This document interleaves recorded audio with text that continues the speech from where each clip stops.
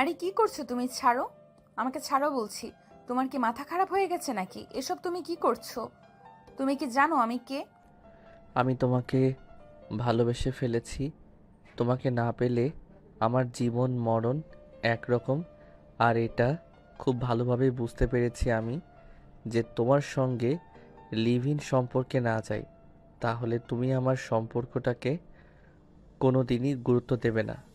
তাই আমি এটা করতে বাধ্য হচ্ছি। তোমার সঙ্গে রুম শেয়ার করাটাই ছিল আমার জীবনের সবচাইতে বড় ভুল। তুমি কেন বুঝতে পারছো না? তুমি একটা ছেলে আর আমি একটা মেয়ে। তুমি চাইলে জীবনে অনেক কিছু করতে পারো, কিন্তু আমার সেটা সম্ভব নয়। মানুষ চাইলে তার জন্য কোনো কিছুই অসম্ভব নয়। যাই হোক, এখন কথা বাড়িয়ে সময় নষ্ট করে কোনো লাভ নেই। যেটা করতে চাইছি সেটা করতে দাও। তার মানে তুমি আমার কোনো কথাই শুনবে না, তাই তো? আচ্ছা ঠিক আছে, তোমার যা ইচ্ছা তুমি তাই করো, আমি তোমাকে কিছুই বলবো না। তবে একটা কথা মনে রেখো, এর জন্য তোমাকে পরকালে জবাব দিতে হবে। আমি তোমাকে বোঝানোর জন্য অনেক চেষ্টা করলাম, কিন্তু তুমি আমার কোনো কথাই শুনলে না। কারণ তুমি খুব ভালো করেই জানো আমি ঠিক করিয়ে নিয়েছি তোমার কোনো কথাই শুনবো না। তাহলে আমাকে কোনো কথা বলে কি লাভ আছে? এখন যেটা করছি সেটা করতে দাও। এই বলে নীল নেহাকে আবারও বিছানায় ফেলে দেয়। আর তারপর আস্তে আস্তে নেহার ঠোঁট দুটোর উপর ঝাঁপিয়ে পড়ে।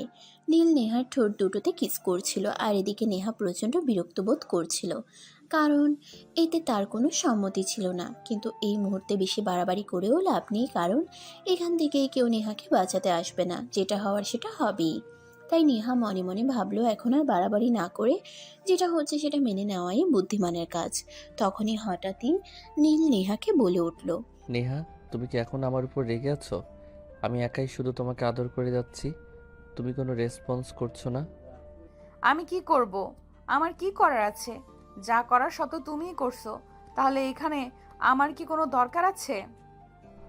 আমাকে তুমি এইভাবে বলো না, কেননা আমি তোমাকে প্রচণ্ড ভালোবাসি, তোমাকে হারিয়ে ফেলতে চাই না। আমি খুব ভালো করে জানি বাড়িতে তোমার বিয়ের সম্বন্ধ চলছে, আর পরীক্ষা শেষে তুমি বাড়িতে গেলেই তোমার বিয়েটা হয়ে যাবে। কিন্তু আমি তোমাকে ছাড়া বেঁচে থাকতে পারবো না। তাই আমি শুধুমাত্র তোমার সঙ্গে এইটা করি যাতে তুমি আমাকে ছাড়া অন্য কাউকে বিয়ে করতে না পারো। একবার হলেও আমার জন্য তোমার মনে ভালোবাসার উদয় হয়। কিন্তু নীল, তোমার কি একবারও মনে হচ্ছে না তুমি ভুল কিছু করছো? ভুল পথে হাঁটছো? না, আমার সেই সব কিছুই মনে হচ্ছে না, কারণ আমি যা করেছি চিন্তা ভাবনা করেই করছি। আমি কখনোই চিন্তা ভাবনা না করে কোনো কিছু করি না। আমি যেটা করছি আমার ভালোর জন্যই করছি। তাই এই বিষয়ে আমি কারোরই মতামত গ্রহণ করব না। প্লিজ নেহা, তুমি আর আমাকে বাধা দিও না। আমি যেটা করছি আমাকে সেটা করতে দাও, কারণ আমি তোমায় অসম্ভব ভালোবাসি। তোমাকে হারিয়ে আমি বেঁচে থাকতে পারবো না। এই বলে নীল নেহার উপর আবারও ঝাঁপিয়ে পড়ে আর সেই সময়টাকে উপভোগ করতে থাকে। নীল নেহার শরীরে বিভিন্ন স্থানে ভালোবাসার আলিঙ্গন করেই যাচ্ছিল, আর নেহা সেসব কিছু মুখ বুজে সহ্য করছিল। প্রায় 20 মিনিট পর নেহাকে নীল ছেড়ে দিয়ে বিছানার এক পাশে শুয়ে পড়ল। আর নেহা তো অনবরত কান্না করেই চলছিল। নীল তার সঙ্গে কেন এরকমটা করলো? নেহা তো নীলকে প্রচণ্ড বিশ্বাস করত, কিন্তু তার সঙ্গে কেন এরকম হলো? I am so sorry Neha, please তুমি আমাকে ক্ষমা করে দিও। আমি তোমার সঙ্গে এরকমটা করতে চাইনি, কিন্তু আমি খুব ভালো করেই জানি আমি যদি তোমার সঙ্গে এরকমটা না করতাম তাহলে তুমি আমাকে ছেড়ে চলে যেতে। কারণ তোমার ফ্যামিলি তোমার জন্য বিয়ের সম্বন্ধ করছে। তুমি তোমার ফ্যামিলির খুবই বাধ্য একটা মেয়ে, তাই আমি তোমার সঙ্গে এরকমটা করতে বাধ্য হলাম। তুমি আমার সঙ্গে আর কোনো কথাই বলবে না। আমি তোমার সঙ্গে কোনো কথাই বলতে চাই না। তুমি আমার সঙ্গে যেটা করেছো তার জন্য আজ না হোক কাল তোমাকে পস্তাতে হবে। আর আমি তো তোমাকে বিশ্বাস করেছিলাম। তুমি আমার বিশ্বাসের এই প্রতিদান দিলে। এটা তোমার কাছ থেকে আমার পাওনা ছিল না হয়তো। তাহলে আমি কি করতাম তুমি নিজেই আমাকে সেটা বলো। আমি কতবার কতভাবে তোমাকে ভালোবাসি সেটা বোঝাতে চেয়েছি, কিন্তু তুমি কি একবারও আমার ভালোবাসা বুঝতে চেয়েছো? তুমি বারবার আমাকে অ্যাভয়েড করে গেছো, কিন্তু একটা কাজ তুমি ভালো করেছো, সেটা হলো তুমি আমার সঙ্গে রুম শেয়ার করতে স্বীকার করেছিলে। আর তুমি যদি সেটা না করতে তাহলে হয়তো আজ আমি এই সুযোগটা হয়তো পেতাম না। হ্যাঁ, এখন আমি যেটা বুঝতে পেরেছি এটাই ছিল আমার জীবনের সবচেয়ে বড় ভুল। কেন আমি তোমাকে বিশ্বাস করতে গেলাম? আমি যদি বিশ্বাস করে তোমার সঙ্গে লিভ ইনে না আসতাম, তাহলে হয়তো আজ আমার সঙ্গে এরকমটা হতো না। আমি এখন মানুষের সামনে মুখ দেখাবো কি করে? আর আমার ফ্যামিলিকে কিভাবে বলবো তুমি আমার সঙ্গে এই সব কিছু করেছো? আমি বিয়ের আগেই আমার সতীত্ব হারিয়ে ফেলেছি। এই বলে নেহা বিছানা থেকে নেমে কোনো রকমে নিজের কাপড় চোপড় ঠিক করে ওয়াশরুমে ঢুকে যায়। প্রায় 1 ঘন্টা হয়ে গেছে, এখনও নেহা ওয়াশরুম থেকে বের হচ্ছে না। এদিকে নীলের টেনশন ক্রমশই বেড়েই চলেছে। নেহা আবার উল্টাপাল্টা কিছু করে বসবে না তো? তারপর আরও কিছু সময় পর নেহা ওয়াশরুম থেকে বের হয়, আর তাকে দেখে নীল দৌড়ে গিয়ে তার সামনে দাঁড়ায় আর বলতে থাকে, প্লিজ নেহা, তুমি আমাকে ক্ষমা করে দাও। আমি তোমার সঙ্গে এরকমটা করতে চাইনি, কিন্তু কি করব বলো? আমি যে তোমায় প্রচণ্ড ভালোবাসি। তোমাকে ছাড়া আমার বেঁচে থাকা প্রায় অসম্ভব, তাই আমি তোমার সঙ্গে এরকমটা করতে বাধ্য হলাম। তুমি আমার সঙ্গে কোনো কথাই বলবে না। আমি তোমার সঙ্গে কোনো কথা বলতে চাই না। আজকের এই মুহূর্তটাই তোমার সঙ্গে আমার কাটানো জীবনের শেষ মুহূর্ত। আজকের পর কখনোই তুমি আমাকে সামনে দেখতে পাবে না, কারণ আজকেই আমি এখান থেকে চলে যাচ্ছি। আমার চাকরির কোনো দরকার নেই। এই কথা বলে নেহা সোজা নিজের রুমে চলে গেল আর লাগেজ গুছিয়ে একদম গ্রামের বাড়ির উদ্দেশ্যে রওনা হলো। নীল নেহাকে আটকানোর জন্য অনেক চেষ্টা করছিল, কিন্তু সে কোনোভাবেই পারল না। আসলে নীল এরকমটা করতে চায়নি, সে নেহাকে ভালোবাসে, তাই সে নেহাকে হারাতে চায় না। কিন্তু নেহা তার পরিবারের অতি বাধ্য একটা মেয়ে, সে তার ফ্যামিলির মান সম্মান বাঁচাতে যা ইচ্ছে তাই করতে পারে। এমনকি নিজের ভালোবাসার কোরবানি দিতেও সে দুইবার চিন্তা করে না। কিছুদিন আগেই নেহার বাড়ি থেকে হঠাৎ একটা ফোন আসে আর জানানো হয় নেহার বিয়ের সম্বন্ধ চলছে। এরপর থেকে নীলের এসব পাগলামো শুরু হতে থাকে। যদিও নীলা অনেক আগে থেকে নেহাকে বোঝানোর চেষ্টা করছিল সে নেহাকে ভালোবাসে, কিন্তু নেহা সব কিছু বুঝেও না বুঝার অভিনয় করছিল। কারণ সে খুব ভালো করেই জানে তার ফ্যামিলিতে প্রেম ভালোবাসার কোনো জায়গা নেই। তার ফ্যামিলির মানুষ যেন প্রেম ভালোবাসা কি সেটা বুঝেই না। যাই হোক ভিউয়ার্স, আপনাদের এভাবে বললে হয়তো বুঝতে সমস্যা হবে। চলুন একটু ফ্ল্যাশব্যাক থেকে ঘুরে আসি। আজ শনিবার সকালবেলা ঘুম থেকে উঠেই নীল ফ্রেশ হয়ে তৈরি হয়ে নিল ভার্সিটি যাওয়ার জন্য। তারপর বাসা থেকে তার বাইক নিয়ে বেরিয়ে পড়লো। প্রায় 10 মিনিটের মতো সময় লাগলো ভার্সিটি পৌঁছাতে। আর ঠিক তখনই তার ভার্সিটির 2 বান্ধবী কথোপকথন করছিল। কিরে নিশি, শুনলাম নীল নাকি তোর পেছনে লাইন মারছে। তাহলে তুই তাকে পাত্তা দিচ্ছিস না কেন? নীলের মতো একটা ছেলে যদি আমার পিছনে একবার লাইন মারতো, তাহলেই তো আমি তার প্রেমে রাজি হয়ে যেতাম। দুই একবার কথা বললেই তার প্রেমে রাজি হয়ে যেতে হবে এমন তো কথা নেই। সে আমার সঙ্গে লাইন মারছে সেটা ঠিক আছে, কিন্তু একটু সময় নিয়ে আগে ভেবে নি তার সঙ্গে আমি সম্পর্কে যেতে পারবো কি না। তুই যাই বলিস না দোস্ত, নীলের মতো একটা ছেলেকে এভাবে বাজিয়ে রাখা তোর একদমই ঠিক হয়নি। আমাদের ভার্সিটিতে নীল একমাত্র ছেলে যার কথাতে যে কোনো মেয়ে রাজি হয়ে যেতে পারে, আর তুই কিনা তাকে ওয়েটিং লিস্টে রেখেছিস। শোন, আমি না এ ব্যাপারে তোর সঙ্গে কোনো কথা বলতে চাই না। আমি আমার ব্যাপারে নিজের সিদ্ধান্ত নিতে চাই। আমি তোর কোনো কথাই শুনছি না। আর হ্যাঁ, তোকে একটা কথা বলে দিচ্ছি, আজকের পর আর এই বিষয় আমার সঙ্গে কোনো কথাও বলবি না। আমার যখন যেটা ভালো মনে হবে তখন আমি সেটাই করব। আমি কারোর সিদ্ধান্তে চলি না।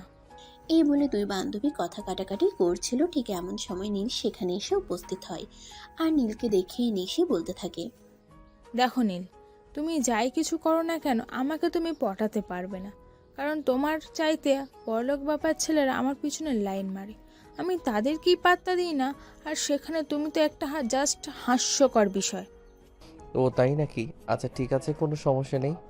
এই রিমি, তুমি আমার সঙ্গে চলো, তোমাকে নিয়ে আজ ঘুরতে যাব। কি হলো রিমি, যাবে কিনা বলো? অফ মাই সুইট হার্ট, এটা তুমি কি বলেছো? তুমি আমাকে বলবে আর আমি তোমার সঙ্গে যাব না? এমনটা হতে পারে নাকি? তুমি 2-3 মিনিট দাঁড়াও, আমি আসছি। আরে রিমি, এসব তুই কি বলছিস? তুই এই ছেলের সঙ্গে ঘুরতে যাবি? তোর কি মাথা খারাপ হয়ে গেছে নাকি? আমার মাথা খারাপ হয়নি, আমার মাথা একদমই ঠিক আছে। আর আমি যা করছি ভেবেচিন্তে করছি। নীলের মতো একটা ছেলেকে অ্যাভয়েড করে চলার মতো বোকা আমি নই। তুই জানিস নীলের বাবার কোটি কোটি টাকার সম্পত্তি, আর সে নিজেও দেখতে যথেষ্ট হ্যান্ডসাম, তাই তাকে অ্যাভয়েড করে চলার মতো কোনো কারণ আমি খুঁজে পাচ্ছি না। তোর যা ইচ্ছে তাই কর। নীল, চলো, আমি তোমার সঙ্গে যাচ্ছি। হ্যাঁ রিমি, তুমি একদম ঠিক কথাই বলেছ। নিশির মতো বোকামি তুমি করো না। নিশি আমাকে পেয়েও অ্যাভয়েড করেছে, আর নিশি তোমাকে বলছি, আমি নীল কোনো মেয়েকে ট্রাই করব আর সেই মেয়ে পড়বে না, এমনটা হতেই পারে না। এখন থেকে তোমার আফসোসের দিন শুরু। যাও, গেট লস্ট। এই কথা বলিয়ে নীল রিমিকে নিয়ে বাইকে করে ভার্সিটি থেকে বের হয়ে গেল। যদিও সে এসেছিল ভার্সিটিতে ক্লাস করতে, কিন্তু ক্লাস করা তো তার জন্য নয়, কারণ সে তো ভার্সিটিতে আসে প্রতিদিন নতুন নতুন মেয়ে নিয়ে ডেটিং করতে। এটা তার নিত্য দিনকার রুটিন বলা চলে। আজ সে এই মেয়ে, কাল ওই মেয়েকে নিয়ে ডেটিংয়ে যাবে। এটা তার অভ্যাস হয়ে গেছে, নয়তো তার ভালোই লাগে না। যাই হোক, এদিকে নীল আর রিমি দুজনে বাইকে বসেই গল্প করছিল। সো সুইটহার্ট, আমরা কোথায় যাচ্ছি সেটা তো আমায় বলো। যদিও তোমার সঙ্গে জাহান্নামে যেতেও আমার কোনো আপত্তি নেই। আরে এসব কি পাগলের মতো কথা বলছো? আমি তোমাকে নিয়ে জাহান্নামে কেন যেতে যাব? আমি তো তোমাকে নিয়ে সিনেমা হলে যাচ্ছি। আজ আমরা দুজনে সিনেমা দেখব আর অনেক মজা করব। রাজি মানে 100 বার রাজি। তোমাকে তো আমি আগে থেকেই বলেছি তোমার সঙ্গে জাহান্নামে যেতেও আমার কোনো সমস্যা নেই। তবে তোমাকে একটা কথা বলার আছে। সামনেই কিন্তু আমার সেমিস্টার ফি আছে, ওটা কিন্তু তোমাকে দিতে হবে। আরে বাবা, ঠিক আছে, কোনো সমস্যা নেই। সেমিস্টার ফি আর কত? মাত্র 25,000 টাকাই তো। সেটা তোমাকে আমি দিয়ে দেব, কোনো প্রবলেম হবে না। তুমি শুধু আমার সঙ্গে থেকো আর আমায় একটু আনন্দ দিও, তাহলেই হবে। আর কিছুই চাই না তোমার থেকে। তুমি আসলেই অনেক ভালো সুইটহার্ট। আমি বুঝতে পারলাম না নিশি কেন তোমায় অ্যাভয়েড করলো। তোমার মতো ছেলেকে কেউ অ্যাভয়েড করে? আসলে তুমি অনেক বুদ্ধিমান মেয়ে তো, তাই তুমি আমাকে বুঝতে পেরেছো। নিশি অনেকটা বোকা, তাই আমাকে বুঝতে পারিনি। কোনো সমস্যা নেই। তুমি আমায় আনন্দ দিতে পারলে তুমি আমার কাছে যা চাইবে আমি তোমাকে তাই দেব। এই কথা বলতে বলতে তারা বিশাল একটা ভবনের সামনে এসে দাঁড়ায়। তারপর বাইক পার্কিং করে নীল রিমিকে নিয়ে ভিতরে প্রবেশ করে। তারা লিফটে ছিল, তখনই হঠাৎ নীলের চোখ আটকে গেল একটা মেয়ের উপর। নীল যে লিফট দিয়ে উপরে উঠছিল, তার বিপরীত লিফট দিয়ে সেই মেয়েটা নিচের দিকে নামছিল। নীল হা করে সেই মেয়েটার দিকে তাকিয়ে আছে। নীল ভাবতেই পারছে না এটা মেয়ে না আকাশের পরী। মেয়ে মানুষ এতটা সুন্দরী হতে পারে নীল এর আগে কখনো দেখেনি। এই মেয়েটাকে যেন আল্লাহ তাআলা নিজের হাতে অপরূপ সৌন্দর্য দান করেছেন। তখনই নীল ওই মেয়েটার পেছনের মেয়েটা ওই ভবন থেকে বের হয়ে সোজা একটা দোতলা বাড়িতে ঢুকে। সে তার ব্যাগপত্র রেখে ড্রয়িং রুমে একটু বিশ্রাম নেবে ভেবেছে। তখনই সে কলিং বেলের আওয়াজ শুনতে পায়। এই সময় আবার কে আসলো? আমি তো সেটাই বুঝতে পারছি না। আন্টি আঙ্কেল তো আরো অনেকক্ষণ পরে আসবে, তাহলে কে এসেছে? আচ্ছা যাই হোক, আগে দরজাটা তো খুলি, তারপর দেখি কে এসেছে। 7-5 চিন্তা করতে করতে নেহা দরজাটা খুলে, আর দরজা খুলেই দেখে তার সামনে এক সুদর্শন পুরুষ দাঁড়িয়ে আছে, যাকে সে আজকের আগে কখনোই দেখেনি। তাই সে অবাক হয়ে জিজ্ঞাসা করে, কি ব্যাপার, কে আপনি? আর কি আপনার পরিচয়? আপনাকে তো আজকের আগে কখনো এখানে দেখেছি বলে মনে হয় না। অপরিচিত মেহমান বলে কি ভিতরে আসার পারমিশন দেবেন না? আপনি আমাকে গেটের বাইরেই দাঁড় করিয়ে রাখবেন? এটা কোন ধরনের ভদ্রতা? দেখুন, এইটা আমার নিজের পরিবার নয়। আমি আমার প্রতিবেশী আন্টির বাড়িতে থাকি, আর এখানে আমার থাকাটাই অনেক বেশি কিছু। তাই আমি আপনাকে চাইলেও ভেতরে আসার পারমিশন দিতে পারি না। ও আচ্ছা, ঠিক আছে, আমি বুঝতে পেরেছি এটা আপনার বাড়ি নয়। তাই বলে একজন মেহমান আসলে আর আপনাকে মেহমানকে ভিতরে ঢুকতে দিবেন না, এটাও কি ভদ্রতার মধ্যে পড়ে নাকি?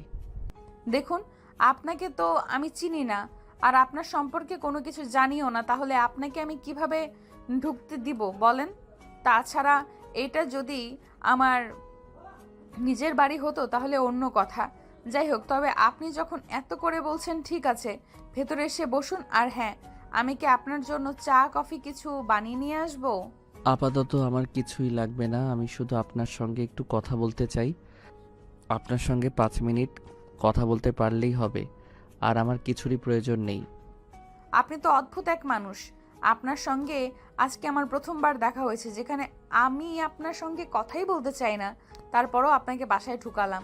আর এখন চা কফি কিছু অফার করছি, আপনি সেটা ফিরিয়ে দিয়ে বলছেন আপনি আমার সঙ্গে গল্প করতে চান। এটা কোন ধরনের অসভ্যতাম? আমি তো সেটাই বুঝতে পারছি না। আপনার সঙ্গে এতক্ষণ ধরে গল্প করছি, আমি তো আপনার নামটাই জানতে পারলাম না। যাই হোক, আপনার নামটা অন্তত বলুন, আর কিছু না হয় বাদই দিলাম। আপনি তো বড় অদ্ভুত মানুষ। যেখানে আমি আপনাকে চিনি না জানি না, হুটহাট করে বাসায় ঢুকে পড়েছেন আর এখন নানান ধরনের প্রশ্ন করছেন। আপনি এক্ষুনি বাসা থেকে বের হয়ে যান, তা না হলে কিন্তু আমি পুলিশে কল করতে বাধ্য হব। হা হা হা, আপনি আমাকে হাসালেন। আপনি তো আমার সম্পর্কে কোনো কিছু জানেনই না, আর সেখানে আপনি কিনা আমাকে পুলিশের ভয় দেখাচ্ছেন। দেখুন, পুলিশে কল করে কোনো লাভ হবে না, বরঞ্চ পুলিশে আপনাকে হাজারটা প্রশ্ন করে একদম নাজেহাল করে ছেড়ে দেবে। তার চাইতে বরং এটাই ভালো হবে, আমি যেটা বলছি সেটাই করুন।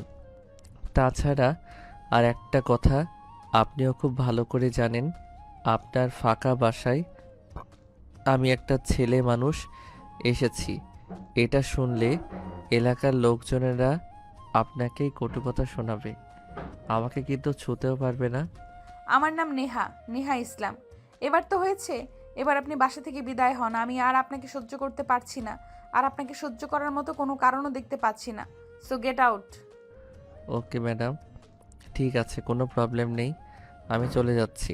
তবে আবারও খুব তাড়াতাড়ি আপনার সঙ্গে আমার দেখা হবে, এটা আপনি নিশ্চিন্ত থাকতে পারেন। এই কথা বলে নীল নেহাদের বাড়ি থেকে বের হয়ে বাইরে চলে আসে। আর তখনই হঠাৎ তার এক বন্ধু তাকে ফোন করে। কি ব্যাপার দোস্ত, কই রে তুই? সে কখন থেকে তোকে ফোন করছি কিন্তু তুই ফোন তুলছিস না। কি হয়েছে তোর? কোনো সমস্যা হয়েছে নাকি? কোনো সমস্যা হয়ে থাকলে তুই আমাকে বল। দোস্ত, আমি তো হুড়পড়ির সন্ধান পেয়ে গেছি। এতক্ষণ তো তার বাসাতেই ছিলাম, তার পরিচয় জানার চেষ্টা করছিলাম, কিন্তু সে আমাকে দেখে অনেক ভয় পেয়ে গেছে, তাই কোনো কিছুই জানতে পারিনি, শুধু নামটা ছাড়া। যাই হোক, বিকালে নদীর পাড়ে দেখা করিস। আচ্ছা দোস্ত, ঠিক আছে, কোনো সমস্যা নেই। তবে শোন, হুড়পড়ি খুঁজতে গিয়ে আবার আকাশের তারা হয়ে যাইস না, বলে দিলাম। আরে না দোস্ত, সেরকম কিছুই হবে না, এত চিন্তা করার কিছুই নেই। যাই হোক, তোকে যেটা বলছিলাম শোন, তুই কিন্তু বিকালে নদীর পাড়ে চলে আসবি, তারপর তোর সঙ্গে ওই বিষয়ে আলোচনা করব। ঠিক আছে দোস্ত, সমস্যা নেই। আমি ঠিক বিকেল 4টার মধ্যেই নদীর পাড়ে চলে যাব। আর হ্যাঁ, তোকে আমি একটা কারণে ফোন করেছিলাম। আমাকে 50,000 টাকা দিতে পারবি? আজ বিকেলেই আমার বড় মামা হঠাৎ অসুস্থ হয়ে পড়েছেন আর আমাদের কাছে কিছু টাকা চাইছেন। কিন্তু এই মুহূর্তে তো আমার বাবার হাতে কোনো টাকা নেই, তাই বলছিলাম কি, তুই যদি এই হেল্পটা করতি তাহলে অনেক উপকার হতো। ঠিক আছে দোস্ত, সমস্যা নেই, তুই টাকাটা আজ বিকালে পাবি না, কারণ আমার হাতে ক্যাশ অত টাকা নেই। আমি আমার বাবাকে বলে দেব কাল সকালে তুই বাবার অফিসে চলে যাস, বাবা তোকে টাকাটা দিয়ে দেবে। ওকে দোস্ত, ঠিক আছে, থ্যাংক ইউ সো মাচ। তোর মতো বন্ধু থাকাটা ভাগ্যের ব্যাপার। তোর মতো বন্ধু যার আছে সে সত্যিই খুব লাকি পারসন। হয়েছে, এখন আর বক বক না করে ফোনটা কেটে দে, কারণ আমি খুব ভালো করেই জানি আমার বন্ধুরা সবগুলোই স্বার্থপর, সবাই আমাকে টাকার জন্যই খোঁজে, নয়তো কেউ আমার খোঁজই রাখে না। তোর কাছে টাকা চাইলাম বলে তুই এভাবে বলতে পারলি? তুই না আমার বন্ধু হস, আর বন্ধুত্বের এই পরিচয় দিলি তুই? ঠিক আছে, কোনো সমস্যা নেই, লাগবে না তোর টাকা, তুই থাক তোর টাকা নিয়ে। আরে না দোস্ত, তুই মন খারাপ করিস না, আসলে আমি তোর সঙ্গে একটু মজা করছিলাম। যাই হোক, বিকালে কিন্তু ঠিক সময় চলে আসিস। এই কথা বলতে বলতে নীল ফোনটা কেটে দেয়। আর অপর প্রান্ত থেকে রাজ ফোনটা রেখে মুচকি মুচকি হাসতে থাকে, কারণ নীল তেমন একটা ভুল কথা বলেনি। নীলের যত বন্ধু বান্ধব আছে সবাই নীলকে প্রয়োজনেই ব্যবহার করে। এমনকি নীল যে কাপড় চোপড় বদলানোর মতো গার্লফ্রেন্ড বদলায়, তারাও কিন্তু নীলকে স্বার্থের জন্যই ব্যবহার করে। তাই নীলের বলা কথাগুলো খুব একটা ভুল নয়। যাই হোক, এদিকে দেখতে দেখতে বিকেল হয়ে গেল। রাজ নদীর পাড়ে বসে নীলের জন্য অপেক্ষা করছে। তখনই হঠাৎ আরং 5 মোটরসাইকেলে এসে হুশ করে দাঁড়িয়ে পড়ে। রাজের বুঝতে বাকি রইল না তার পিছনে যে বাইকটা দাঁড়িয়েছে সেটা নীলের, তাই সে পেছন ফিরে না তাকিয়েই বলতে থাকে, এতক্ষণে তোর আসার সময় হলো? আমি সেই আধা ঘন্টা ধরে এখানে বসে বসে তোর জন্য অপেক্ষা করছিলাম। যাই হোক, এখন যেহেতু শিয়াল মেরে বিকেলে এসেছিস, তো বল কি হয়েছিল তোর? কোনো হুলপড়ি তুই পেয়েছিস? হ্যাঁ রে দোস্ত, আমি মিথ্যে বলছি না, সত্যি এবার হয়তো আমি সত্যিকারে কারো প্রেমে পড়ে গেছি, যাকে আমি ভুলে থাকতে পারবোই না। আর তাকে ভুলে থাকা অসম্ভবই বলা চলে। সে দেখতে এতটাই সুন্দর যে শুধু আমি নই, পৃথিবীর যে কোনো ছেলে তার দিকে একবার চোখ তুলে তাকালে আর চোখ ফেরাতে মন চাইবে না। তাহলে একটা কাজ কর না দোস্ত, তোর সেই হুড়পড়িকে আমার কাছে দিয়ে দে। কারণ তুমি তো খুব ভালো করেই জানিস আমার ফ্যামিলির মানুষ আমাকে অনেক দিন ধরেই বিয়ে করার জন্য চাপ দিচ্ছে, কিন্তু আমি আমার মনের মতো কাউকেই খুঁজে পাচ্ছি না। এবার যদি তোর পরিটাকে আমায় দিয়ে দিস, তাহলে আমি বিয়ের কাজটা সেরে ফেলতে পারি। একদম জীবন মাঞ্জা বরাবর একটা লাথি। এতদিন তোরা প্রেম করেছিস, আমি কি তোদের কিছু বলেছি? আমি তো শুধু মেয়েদের নিয়ে ডেটিংয়ে যেতাম আর বাপের পয়সা উড়াতাম। এবার কিন্তু আমি সত্যি বলছি, আমি সত্যি সত্যি কারোর প্রেমে পড়ে গেছি। আর প্রেমে পড়েছি বললে ভুল হবে, কারণ আমি তাকে ভালোবেসে ফেলেছি। আমি তাকে এক মুহূর্তের জন্যেও ভুলতে পারছি না। তার সাথে দেখা হওয়ার পর থেকে প্রতিটা সেকেন্ডে, প্রতিটা মিনিটে আমার চোখের সামনে শুধু তার ছবি ভাসছে। আমার জীবনটা এখন সেই হুর পরিময় হয়ে গেছে। আচ্ছা দোস্ত, ঠিক আছে, এখন ফাজলামো বাদ দিয়ে কাজের কথা বলি। তোর সেই হুড়পড়ির পরিচয় কি সেটা তো বল। তুই যদি কিছুই না বলিস তাহলে আমি বুঝবো কি করে? ওর নাম নেহা, নেহা ইসলাম। সে নিজেই বলেছে, আর এখানে তার এক আন্টির বাসায় থেকে জব করে হয়তো। আর কিছুই জানি না, তবে কাল থেকে তার বিষয়ে ইনফরমেশন নেওয়া শুরু করব। ওরে বাবা রে বাবা, তুই তো দেখছি একদম গোয়েন্দাগিরি শুরু করে দিবি। ভাবছিস কাউকে পছন্দ হয়েছে তোর, প্রেমে পড়েছিস, তো গোয়েন্দাগিরি করার কি আছে? শোন, তুই যেরকমটা ভাবছিস সেরকমটা নয়। আমি কিন্তু মেয়েটার প্রেমে পড়েছি নয়, আমি মেয়েটাকে ভালোবেসে ফেলেছি। আর যাকে ভালোবাসবো, যাকে নিয়ে আমি সারা জীবন কাটানোর স্বপ্ন দেখছি, তার সম্বন্ধে একটু খোঁজ খবর নেব না? সেটা তো হয় না। আমি সব কিছু চিন্তা ভাবনা করে তারপরে সিদ্ধান্ত নেই। এটা তো তুই জানিস নাকি? ও তাই নাকি? প্রতিদিন ড্রেস চেঞ্জ করার মতোই গার্লফ্রেন্ড চেঞ্জ করা বন্ধুটাও নাকি কাউকে ভালোবেসে ফেলেছে, আর এটাও নাকি আমাকে বিশ্বাস করতে হবে? তুই সত্যিই আমাকে হাসালি বন্ধু, তুই না থাকলে আমি এতটা হাসতেই পারতাম না। যাই হোক, বাদ দে, তোর হুলপরিটাকে একবার একটু দেখাতো, দেখি তার নিশ্চয়ই কোনো ছবি তোর কাছে রয়েছে। না, আমি তার কোনো ছবি আনিনি, তবে আগামীকাল সকালেই আমি তাকে ফলো করব। তারপর তার বিষয়ে সমস্ত ইনফরমেশন আশা করছি পেয়ে যাব। এরপর প্রসঙ্গ পাল্টে ফেলে দুজনে, আবারও কথা বলতে থাকে। এভাবেই কেটে গেল আরও অনেকটা সময়। এদিকে দেখতে দেখতে বিকাল ঘনিয়ে সন্ধ্যা হয়ে এলো, আর দুজন যার যার বাসায় চলে গেল। এর পরের দিন সকালবেলা নীল 6টা বাজে অ্যালার্ম দিয়ে রেখেছিল। সে ঘুম থেকে উঠে ফ্রেশ হয়ে নিল, তারপর রেডি হয়ে নিচে আসতে দেখলেই তার মা তাকে বলে, কি ব্যাপার, সূর্য আজ কোন দিক থেকে উঠেছে? আমি তো সেটাই বুঝতে পারছি না। আমার ছেলে তো কখনো এত সকালবেলা ঘুম থেকে ওঠে না। মা, আজ থেকে প্রতিদিন সূর্য পূর্ব দিকে উঠবে বলে ঘোষণা করা হয়েছে, তবে এর আগে কোন দিকে উঠতো সেটা আমার জানা নেই। যাই হোক, আমার ব্রেকফাস্ট নিয়ে তোমাকে চিন্তা করতে হবে না, আমি বাইরে থেকে ব্রেকফাস্ট করে নেব। এখন আমি বেরোচ্ছি, আর কখন ফিরবো সেটাও জানি না। এগুলো কোন ধরনের কথা? আমি তো সেটাই বুঝতে পারছি না। এখন সবে মাত্র সকাল 7টা বাজে, আর তুমি বাসা থেকে বের হয়ে যাচ্ছ।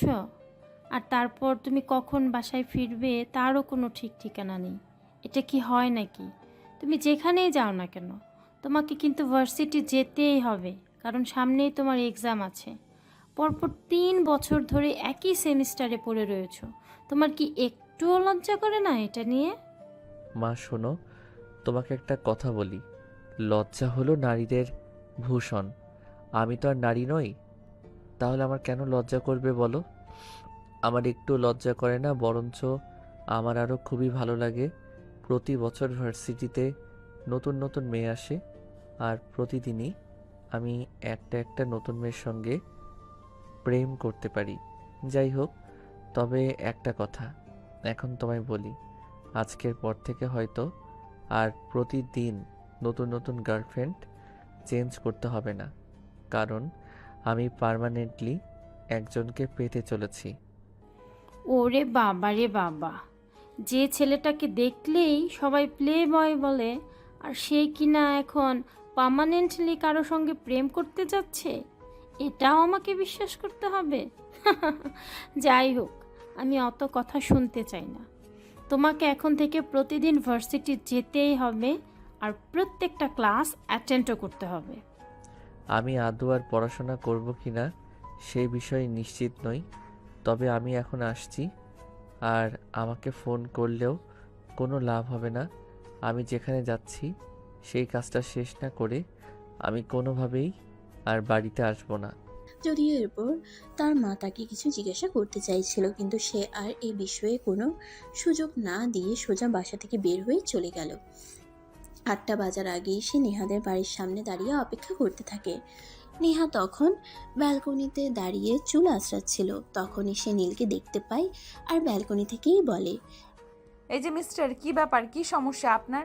আপনি আজকেও আবার আমার বাড়ির সামনে দাঁড়িয়ে কি দেখছেন, কি করছেন? যদি আমি বলি আপনার বাড়ির সামনে দাঁড়িয়ে আমি আপনার জন্যই অপেক্ষা করছিলাম, তাহলে আপনার উত্তরটা কি হবে সেটাই বলুন। দেখুন, আমি আপনাকে কালকেও বলেছি আর আজকেও বলছি, এটা কিন্তু আমার নিজের বাড়ি নয়। আমি আমার আন্টির বাসায় থাকি। শহরে আমার চেনা জানা কেউ নেই, তাই বলে আমি এখানে উঠেছি আর একটা চাকরি করছি। তো আমি চাই না আপনি কোনোভাবে আমাকে বিরক্ত করুন। কোনো সমস্যা নেই, আমি আর বিরক্ত করব না এখানে এসে। তবে আমি ওই চায়ের দোকানে বসে তোমার জন্য অপেক্ষা করছি। তোমার সঙ্গে কিছু কথা আছে। একদমই নয়, আমি আপনার সঙ্গে কোনো কথা বলতে চাই না। আপনি চুপচাপ এখান থেকে সোজা নিজের বাড়িতে চলে যান, আর কখনো আমাকে ফলো করতে আসবেন না। আমি বুঝতে পারছি না সমস্যা আপনার, আর কেনই বা আপনি এইভাবে আমার পেছনে পড়ে আছেন। আমি তো আপনার কোনো ক্ষতি করিনি, এমনকি আপনার কোনো পাকা ধানে মই দিয়েছি বলেও তো মনে হচ্ছে না। এই কথাটা শুনতে শুনতে নীল নেহাকে কোনো উত্তর না দিয়ে সেখান থেকে চলে গেল। পাশে এই চায়ের দোকানে বসে অপেক্ষা করছিল কখন নেহা বাসা থেকে বের হবে আর সে নেহার সঙ্গে কথা বলবে। এভাবেই চলে গেল প্রায় 15 মিনিটের মতো সময়। 15 মিনিট পর নেহা বাসা থেকে বের হয়ে অফিসে যাওয়ার উদ্দেশ্যে বাসার সামনে দাঁড়িয়ে নেহা রিকশার জন্য অপেক্ষা করছিল। তখনই নীল বাইক নিয়ে তার সামনে এসে দাঁড়ায় আর বলে, যদি আপনার গন্তব্যস্থলের ঠিকানাটা দেন, তাহলে আমি আপনাকে আপনার গন্তব্যস্থল পর্যন্ত পৌঁছে দিয়ে আসতে পারি। আমার কোনো প্রবলেম হবে না। জি না সাহেব, তার কোনো প্রয়োজন হবে না। আমি রিক্সা পেয়ে যাব, আর আমার গন্তব্যস্থলে রিক্সা করে পৌঁছে যেতে পারবো। আপনার কোনো হেল্পের আমার প্রয়োজন নেই। আপনি এখন এখান থেকে আসতে পারেন। আপনি কেন আমাকে এতটা বিরক্ত করছেন সেটা কি আমি জানতে পারি? কারণটা খুব বেশি কিছু নয়, কারণটা খুবই সোজা, আর তুমি চাইলে আমি সেটা তোমাকে বলতেও পারি। হ্যাঁ, আমি তো সেটাই জানতে চাইছি, কি এমন কারণ যার কারণে আপনি এইভাবে আমার পেছনে পড়ে আছেন? যেই কারণটা তো আমার জানাটা খুব দরকারি, খুব জরুরি। তো প্লিজ দেরি না করে বলে ফেলুন, আপনি কেন আমার পেছনে এভাবে পড়ে আছেন? যদি বলি তুমি আমার মন চুরি করে নিয়েছো, আর তাই আমি তোমার পিছনে ঘুরঘুর করছি। এই যে মিস্টার, ভদ্র ভাষায় কথা বলুন। আমি চুরি করতে যাব কেন? ওসব চুরি টুরির অভ্যাস আমার নেই। সো এইসব কথা বলতে আপনি আর কখনোই আমার পেছনে আসবেন না, আর আমি আপনাকে আমার সামনে দেখতেও চাই না। আর একটা কথা তো আমি আপনাকে আগেই বলে দিয়েছি, আমি এখানে কিন্তু নিজের বাড়িতে থাকি না। এইখানে আমাকে অনেক কিছু মেনটেন করতে হয়, তাই আপনি এমন কিছু করবেন না যাতে আমার এখানে থাকাটা কষ্টসাধ্য হয়ে দাঁড়ায়। তুমি এখানে থাকা নিয়ে চিন্তা করছো, আমি কিন্তু মোটেও তোমার থাকা নিয়ে চিন্তা করছি না। কারণ এই শহরটা এতটাও ছোট নয় যেখানে তোমার থাকার জায়গা হবে না। যাই হোক, কোথায় যাচ্ছিলে সেটা বলো, আমি তোমায় পৌঁছে দিয়ে আসি। আরে মিস্টার, আপনার মতো পোলাপান তো আমি জীবনেও দেখি নাই। আমি তো আপনাকে বললাম আমার আপনার হেল্পের কোনো প্রয়োজন নেই, তারপরও আপনি কেন এভাবে ছ্যাঁচড়ামি করছেন? আমি তো বলেছি আপনি এখান থেকে চলে যান। আমি আপনার সঙ্গে কোনো কথাই বলতে চাই না। এরপর নীল কিছু একটা বলতে চাইছিল, ঠিক তখনই সেখানে রিক্সা চলে আসে আর নেহা রিক্সায় উঠে যায়। তখন নীল আর কোনো উপায় অন্তর না দেখে মোটর সাইকেল নিয়ে নেহার পেছনে ফলো করতে থাকে। রিক্সা যেখানে এসে দাঁড়ালো সেই জায়গাটা দেখে তো নীলের চক্ষু চড়ক গাছ, কারণ এটা তো নীলের বাবার অফিস, মাইক্রোসফট কোম্পানি। তার মানে কি নেহা এখানেই চাকরি করে? নেহা অফিসের ভিতরে চলে যাওয়ার পর নীল গেটের সামনে থাকা সিকিউরিটিকে প্রশ্ন করে। সিকিউরিটি, এই মেয়েটা কি এখানেই চাকরি করে? হ্যাঁ ছোট সাহেব, এই তো 2 মাস হলো এই মেয়েটা এখানে চাকরি নিয়েছে। আর বড় সাহেবের কাছ থেকে শুনলাম মেয়েটা নাকি খুব ভালো আর খুব ভালোভাবে কাজ করে। কিন্তু একটা কথা আমাকে বলুন তো, আপনি কেন এই বিষয়ে জানতে চাইছেন? সেসব কথা আপনার না জানলেও চলবে। আগামীকাল আপনি সব কিছুই জানতে পেরে যাবেন। যাই হোক, এখন আমি আসছি। আর হ্যাঁ, এই মেয়েটার প্রতি কিন্তু একটু বিশেষ নজর রাখবেন। আমি আশা করি আপনাকে কি বলেছি আপনি বুঝতে পেরেছেন। নজর রাখতে হবে সেটা নয় বুঝলাম, কিন্তু কারণ কি এই পেছনে সেটা যদি আমাকে বলতেন তাহলে হয়তো আমার বুঝতে আরো একটু সহজ হতো। আপনি ছোট মানুষ, ছোট মানুষের মতোই থাকেন না। আপনি কেন এত কিছু জানতে চাইছেন? যাই হোক, আমি এখন আসছি। আর হ্যাঁ, আমি যে এই কোম্পানির এমডির ছেলে সেটা যেন এই মেয়েটা কোনোভাবেই জানতে না পারে। আর আমি যে এই অফিসের এমডির ছেলে সেটা কিন্তু আপনি ছাড়া এই অফিসের অন্য কোনো স্টাফ জানে না। ঠিক আছে স্যার, কোনো সমস্যা নেই। তবে বিষয়টা কি সেটা আমি কিছুটা আন্দাজ করতে পেরেছি। তবে আপনি কোনো চিন্তা করবেন না, আমি কখনোই এই বিষয়টা কারোর কাছে প্রকাশ করব না। তখন নীল আর কোনো কথা না বলে সোজা সেখান থেকে বাসায় চলে আসে। বিকেলবেলা যখন তার বাবা বাসায় আসলো তখন সে তার বাবার সঙ্গে কথা বলতে চায়। বাবা, আমি তোমার সঙ্গে কিছু কথা বলতে চাই, এবং এক্ষুনি, কারণ আমার কথা বলাটা খুবই জরুরি। তুমি আমার সঙ্গে কথা বলতে চাও সে বেশ ভালো কথা, কিন্তু হঠাৎ কি এমন জরুরি দরকার পড়লো? না মানে আসলে তুমি তো বিগত 3 বছরে একবারও আমার সঙ্গে ভালোভাবে কথা বলনি, তা আজ হঠাৎ তোমার কি এমন দরকার পড়লো যে খুব জরুরি কথা বলতে হবে?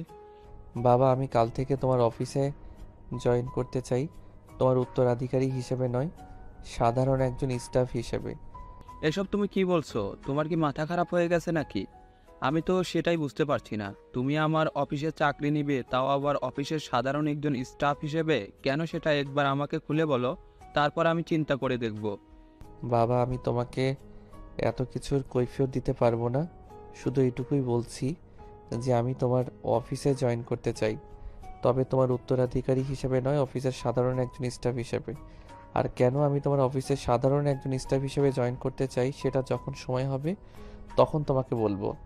আপাতত এই বিষয়ে তোমায় কিছুই বলতে পারছি না। I am so sorry. নীলের মা, শুনছো? তোমার ছেলে এসব কি বলছে? তোমার ছেলের মাথা খারাপ হয়ে গেছে নাকি?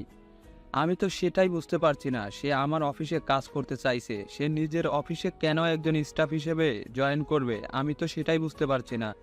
তুমি প্লিজ তোমার ছেলের সঙ্গে কথা বলো। তোমার ছেলের কোনো ভীমরতি হয়েছে সেটা বোঝার চেষ্টা করো। হ্যাঁ, আমিও তো সেটাই চিন্তা করছি।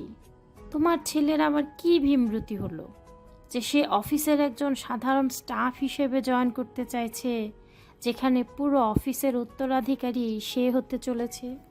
মা বাবা, আমি তোমাদের কোনো কথার আপাতত কোনো কৈফিয়ত দিতে চাইছি না, আর দেওয়ার কোনো ইচ্ছা নেই। তবে যেটা সত্যি সেটাই বলছি, আমি আমাদের অফিসে সাধারণ একজন স্টাফ হিসেবে আগামীকাল থেকেই জয়েন করতে চাই।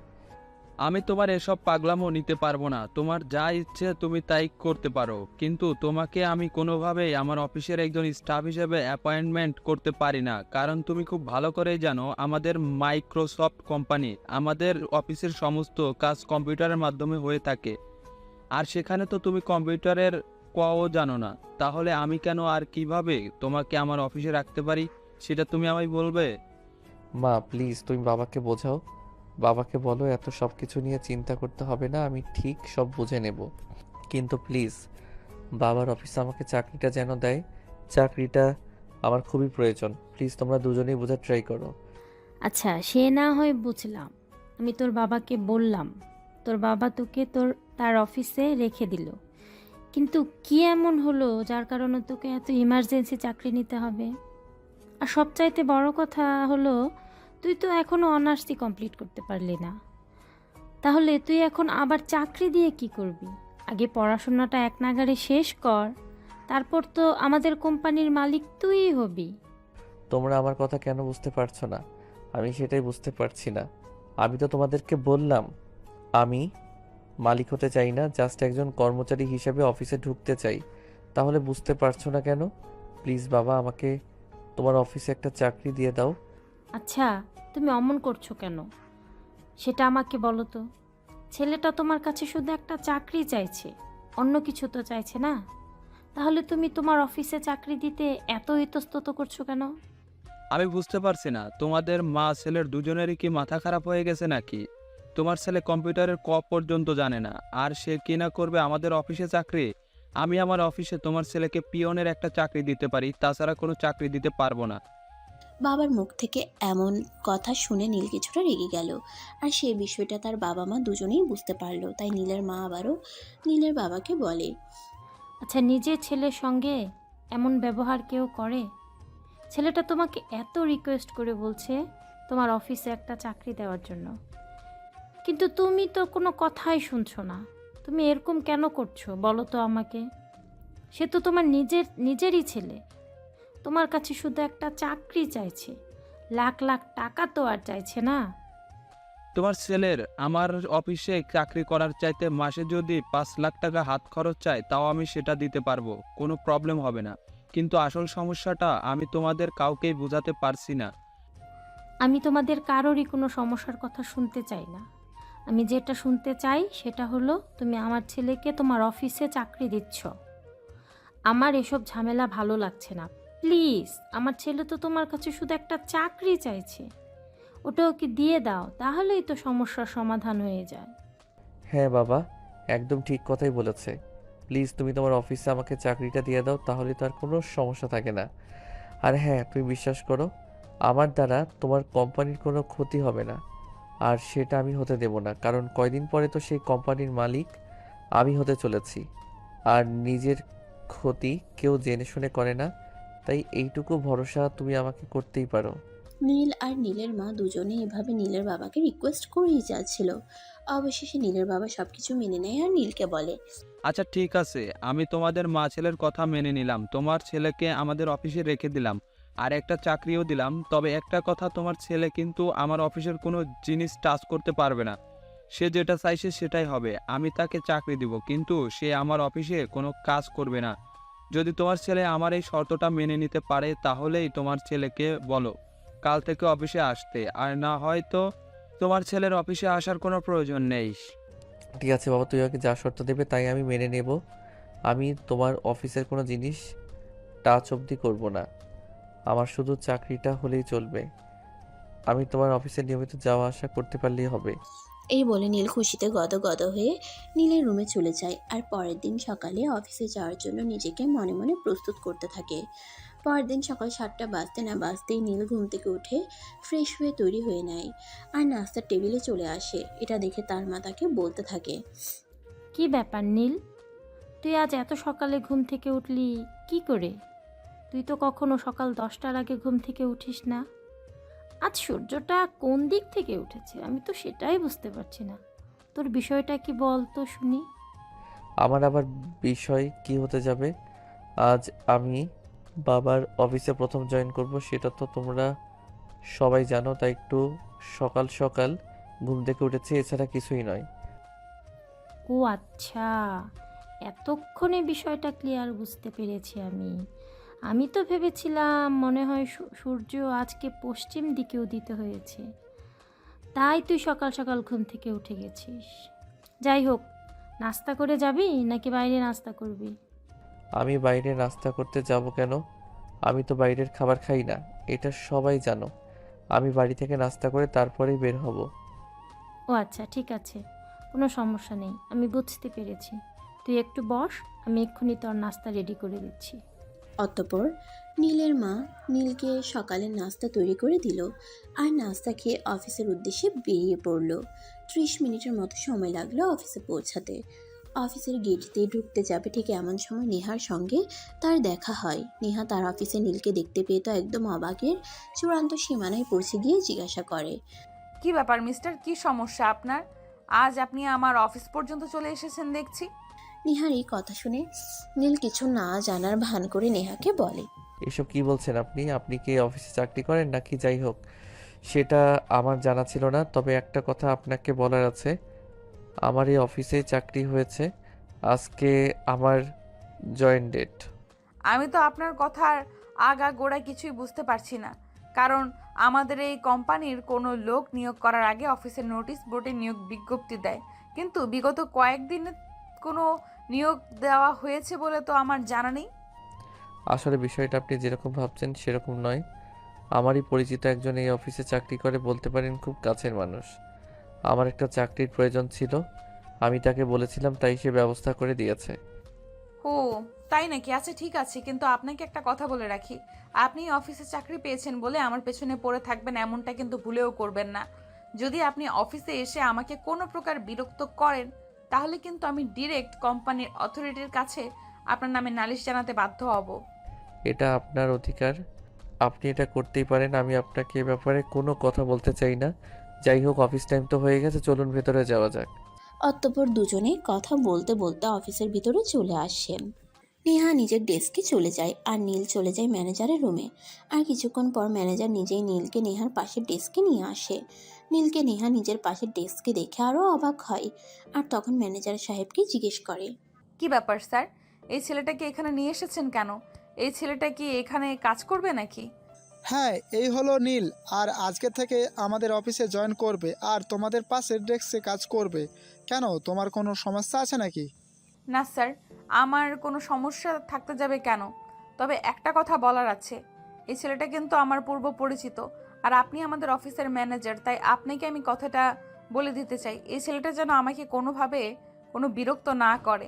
এই ছেলেটা যদি আমাকে কোনোভাবে কোনো বিরক্ত করে, তাহলে কিন্তু আমি অফিস ছেড়ে চলে যেতে বাধ্য হব। স্যার, এই বিষয়ে আপনি একটু চিন্তা করবেন না, আমি ওনাকে কোনো বিরক্ত করব না, আপনি নিশ্চিন্ত থাকতে পারেন। তখন ম্যানেজার আর কোনো কথা না বলে চুপচাপ সেখান থেকে চলে গেল আর নীল তার কাজের জায়গায় বসে পড়ল। অপরদিকে নেহা নিজের কাজ করছে। নীল সেই সকাল থেকেই চুপচাপ বসে আছে, কোনো কাজ করছে না, মোবাইলটা হাতে নিয়ে ফেসবুকিং করছে।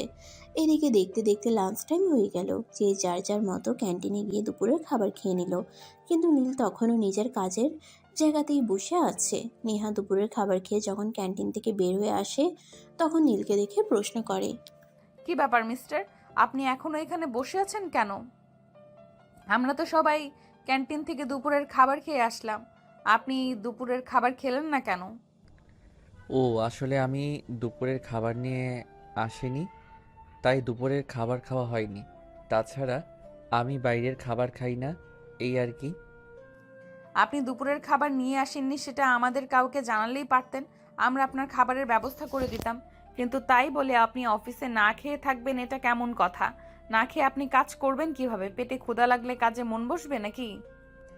সে আমি কোনোভাবে চালিয়ে নিব, এসব নিয়ে আপনাকে চিন্তা করতে হবে না। যাই হোক, আপনি বলেছেন তার জন্য অসংখ্য ধন্যবাদ আপনাকে। নীলের কাছ থেকে এই কথা শুনে আর কোনো কিছুই বলল না, চুপচাপ সেখান থেকে চলে গেল। এভাবেই কেটে গেল সেদিনের দিনটা। এর পরের দিন সকালবেলা নেহা যখন অফিসে যাওয়ার জন্য তৈরি হচ্ছিল, তখনই সে দেখতে পেল নীল তার বাসার সামনে পায়চারি করছে। নেহা এই বিষয়টা কিছুটা বুঝতে পারে, তাই সে রেডি হয়ে বাসা থেকে বের হয়। আর গেট থেকে বের হতেই নীল তার সামনে এসে দাঁড়ায়। অনেকক্ষণ ধরে আপনার জন্য অপেক্ষা করছিলাম। আপনি আমার জন্য অপেক্ষা করছিলেন, কিন্তু কেন বলেন তো? আমি তো আপনাকে আমার জন্য অপেক্ষা করতে বলিনি, তাছাড়া আমি তো আপনাকে এখানে আসতেও বলিনি। তাহলে বলুন কেন এসেছেন? আপনি আমাকে এখানে দাঁড়িয়ে আপনার জন্য অপেক্ষা করতে বলেননি, সেটা ঠিক আছে, কিন্তু তাই বলে আমি আপনার জন্য অপেক্ষা করছি সেখানে আপনি আমার সঙ্গে এরকম ব্যবহার করতে পারেন না। আপনি আর আমি দুজনে একই অফিসে চাকরি করি। তাছাড়া আমার বাসা থেকে অফিসে যাওয়ার রাস্তাটা আপনার বাসার সামনে দিয়ে, তাই আমি আপনার জন্য অপেক্ষা করছিলাম। আমার কথায় আপনি মনে কষ্ট পেয়ে থাকলে আমি দুঃখিত, কিন্তু এই কথাটা আমাকে বলতেই হচ্ছে। দেখুন, আমি একটা মেয়ে মানুষ, তাছাড়া আমি অন্য বাড়িতে থেকে এখানে চাকরি করছি, তাই আমি চাই না আপনার জন্য আমাকে কোনো সমস্যায় পড়তে হোক বা কেউ আপনাকে নিয়ে আমাকে কোনো কথা বলুক। আপনি এত ভয় পান কেন বলেন তো? আমি তো আছি, তাই না? আপনার এত ভয় পাওয়ার কি আছে? দেখুন, আমি আপনাকে আগেও বলেছি আর এখনও বলছি, আপনি এখানে আসবেন না আর আমার পেছনে ঘুরঘুর করে অযথাই টাইম ওয়েস্ট করবেন না। আচ্ছা ঠিক আছে, এখন চলো অফিসে যাওয়া যাক, তা না হলে আবার অফিসে যেতে লেট হয়ে যাবে। অতঃপর নীল আর নেহা আর কোনো কথা না বলে অফিসের উদ্দেশ্যে রওনা দেয়। এভাবে কেটে গেল বেশ কয়েকদিন। এদিকে নীল প্রত্যেকদিন নেহার বাসার সামনে এসে নেহার জন্য অপেক্ষা করতে থাকে, আর এই বিষয়টা একসময় সবার চোখের সামনে চলে আসে। একদিন সকালবেলা নেহান রেডি হয়ে অফিসের উদ্দেশ্যে রওনা হচ্ছিল, তখনই তার খালা তাকে তার রুমে ডাকে। নেহা দেখো, তোমাকে আগেও বলেছি আর এখনও বলছি, আমাদের মান সম্মানটা খুব চিন্তা করি, তাই তুমি এখান থেকে এমন কোনো কাজ করো না যেটা আমাদের মান সম্মানে বাঁধে। খালামণি, আমি বুঝতে পেরেছি তুমি আমাকে কি বলতে চেয়েছো। হ্যাঁ দেখো, বিষয়টা তুমি যেরকম ভাবছো সেরকম কিছুই নাই। আসলে ওই ছেলেটা আর আমি একই অফিসে চাকরি করি, তাছাড়া ছেলেটার বাসা এখান থেকে খুব দূরে নয়, তাই প্রতিদিন এখানে অফিসে যাওয়ার সময় আমাকে নিয়ে যায়, এই আর কি। এই ছেলেটা তোমার অফিসের কলিগ নাকি বয়ফ্রেন্ড সে বিষয়ে আমি অবগত নই আর অবগত হতেও চাই না। তোমাকে শুধু একটা কথাই বলতে চাই, দেখো, তুমি যদি আমাদের এখানে থাকতে চাও তাহলে এমন কাজ করা চলবে না। তুমি ওই ছেলেটার সাথে মিশতে পারবে না, এটাই আমাদের শেষ কথা। আচ্ছা ঠিক আছে খালামণি, আমি এই ছেলেটাকে বলবো। আচ্ছা, এই যে আপনি প্রতিদিন আমার বাসার সামনে দাঁড়িয়ে আমার জন্য অপেক্ষা করেন কেন বলুন তো? তোমার জন্য অপেক্ষা করতে আমার ভালো লাগে, তাই আমি অপেক্ষা করি। কেন, কোনো সমস্যা নাকি?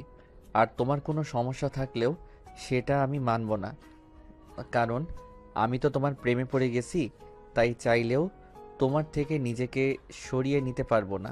দেখুন, আপনাদের এসব ফালতু মার্কা কথাবার্তা আমি আর নিতে পারছি না।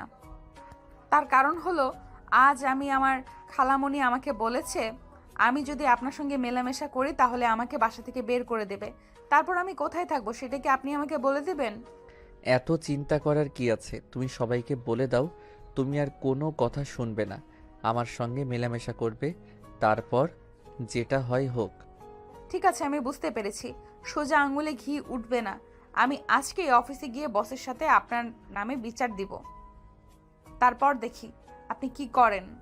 এই কথা বলে নেহা কোনো রকমে নীলকে পাশ কাটিয়ে সেখান থেকে চলে গেল। এদিকে অফিসে আসতে না আসতেই অফিসের বস নীলকে নিজের কেবিনে ডেকে দিলেন। কি ব্যাপার নীল, আমি তোমার ব্যাপারে এসব কি শুনছি? তুমি অফিসে এসব কি শুরু করছো? তুমি কি মান-ইজ্জত নিয়ে টিকতে দিবে না নাকি? বস, আমার তো মনে হয় না আমি এমন কিছু করেছি বলে যাতে অফিসের কিংবা অফিসের অন্য কারো মান সম্মানে বাড়তে পারে। দেখো নীল, তোমার এসব হেলাপোনিয়া আমার একদমই ভালো লাগছে না। তুমি নেহার সঙ্গে এসব কি শুরু করছো? নেহা আজ অফিসে এসে তোমার নামে বিচার দিয়েছে। আমি তোমাকে শেষবারের মতো ওয়ার্ক করে ছেড়ে দিচ্ছি। নেহার সঙ্গে আর এসব করবে না। ও আচ্ছা, আমি এতক্ষণে বুঝতে পেরেছি বিষয়টা। নেহা আসলে আপনাকে কি বলেছে? দেখুন, আমি নেহাকে ভালোবাসি, আর আমি চাই না আমাদের দুজনের ভালোবাসার মধ্যে আপনি কাবাবের হাড্ডি হয়ে বসেন।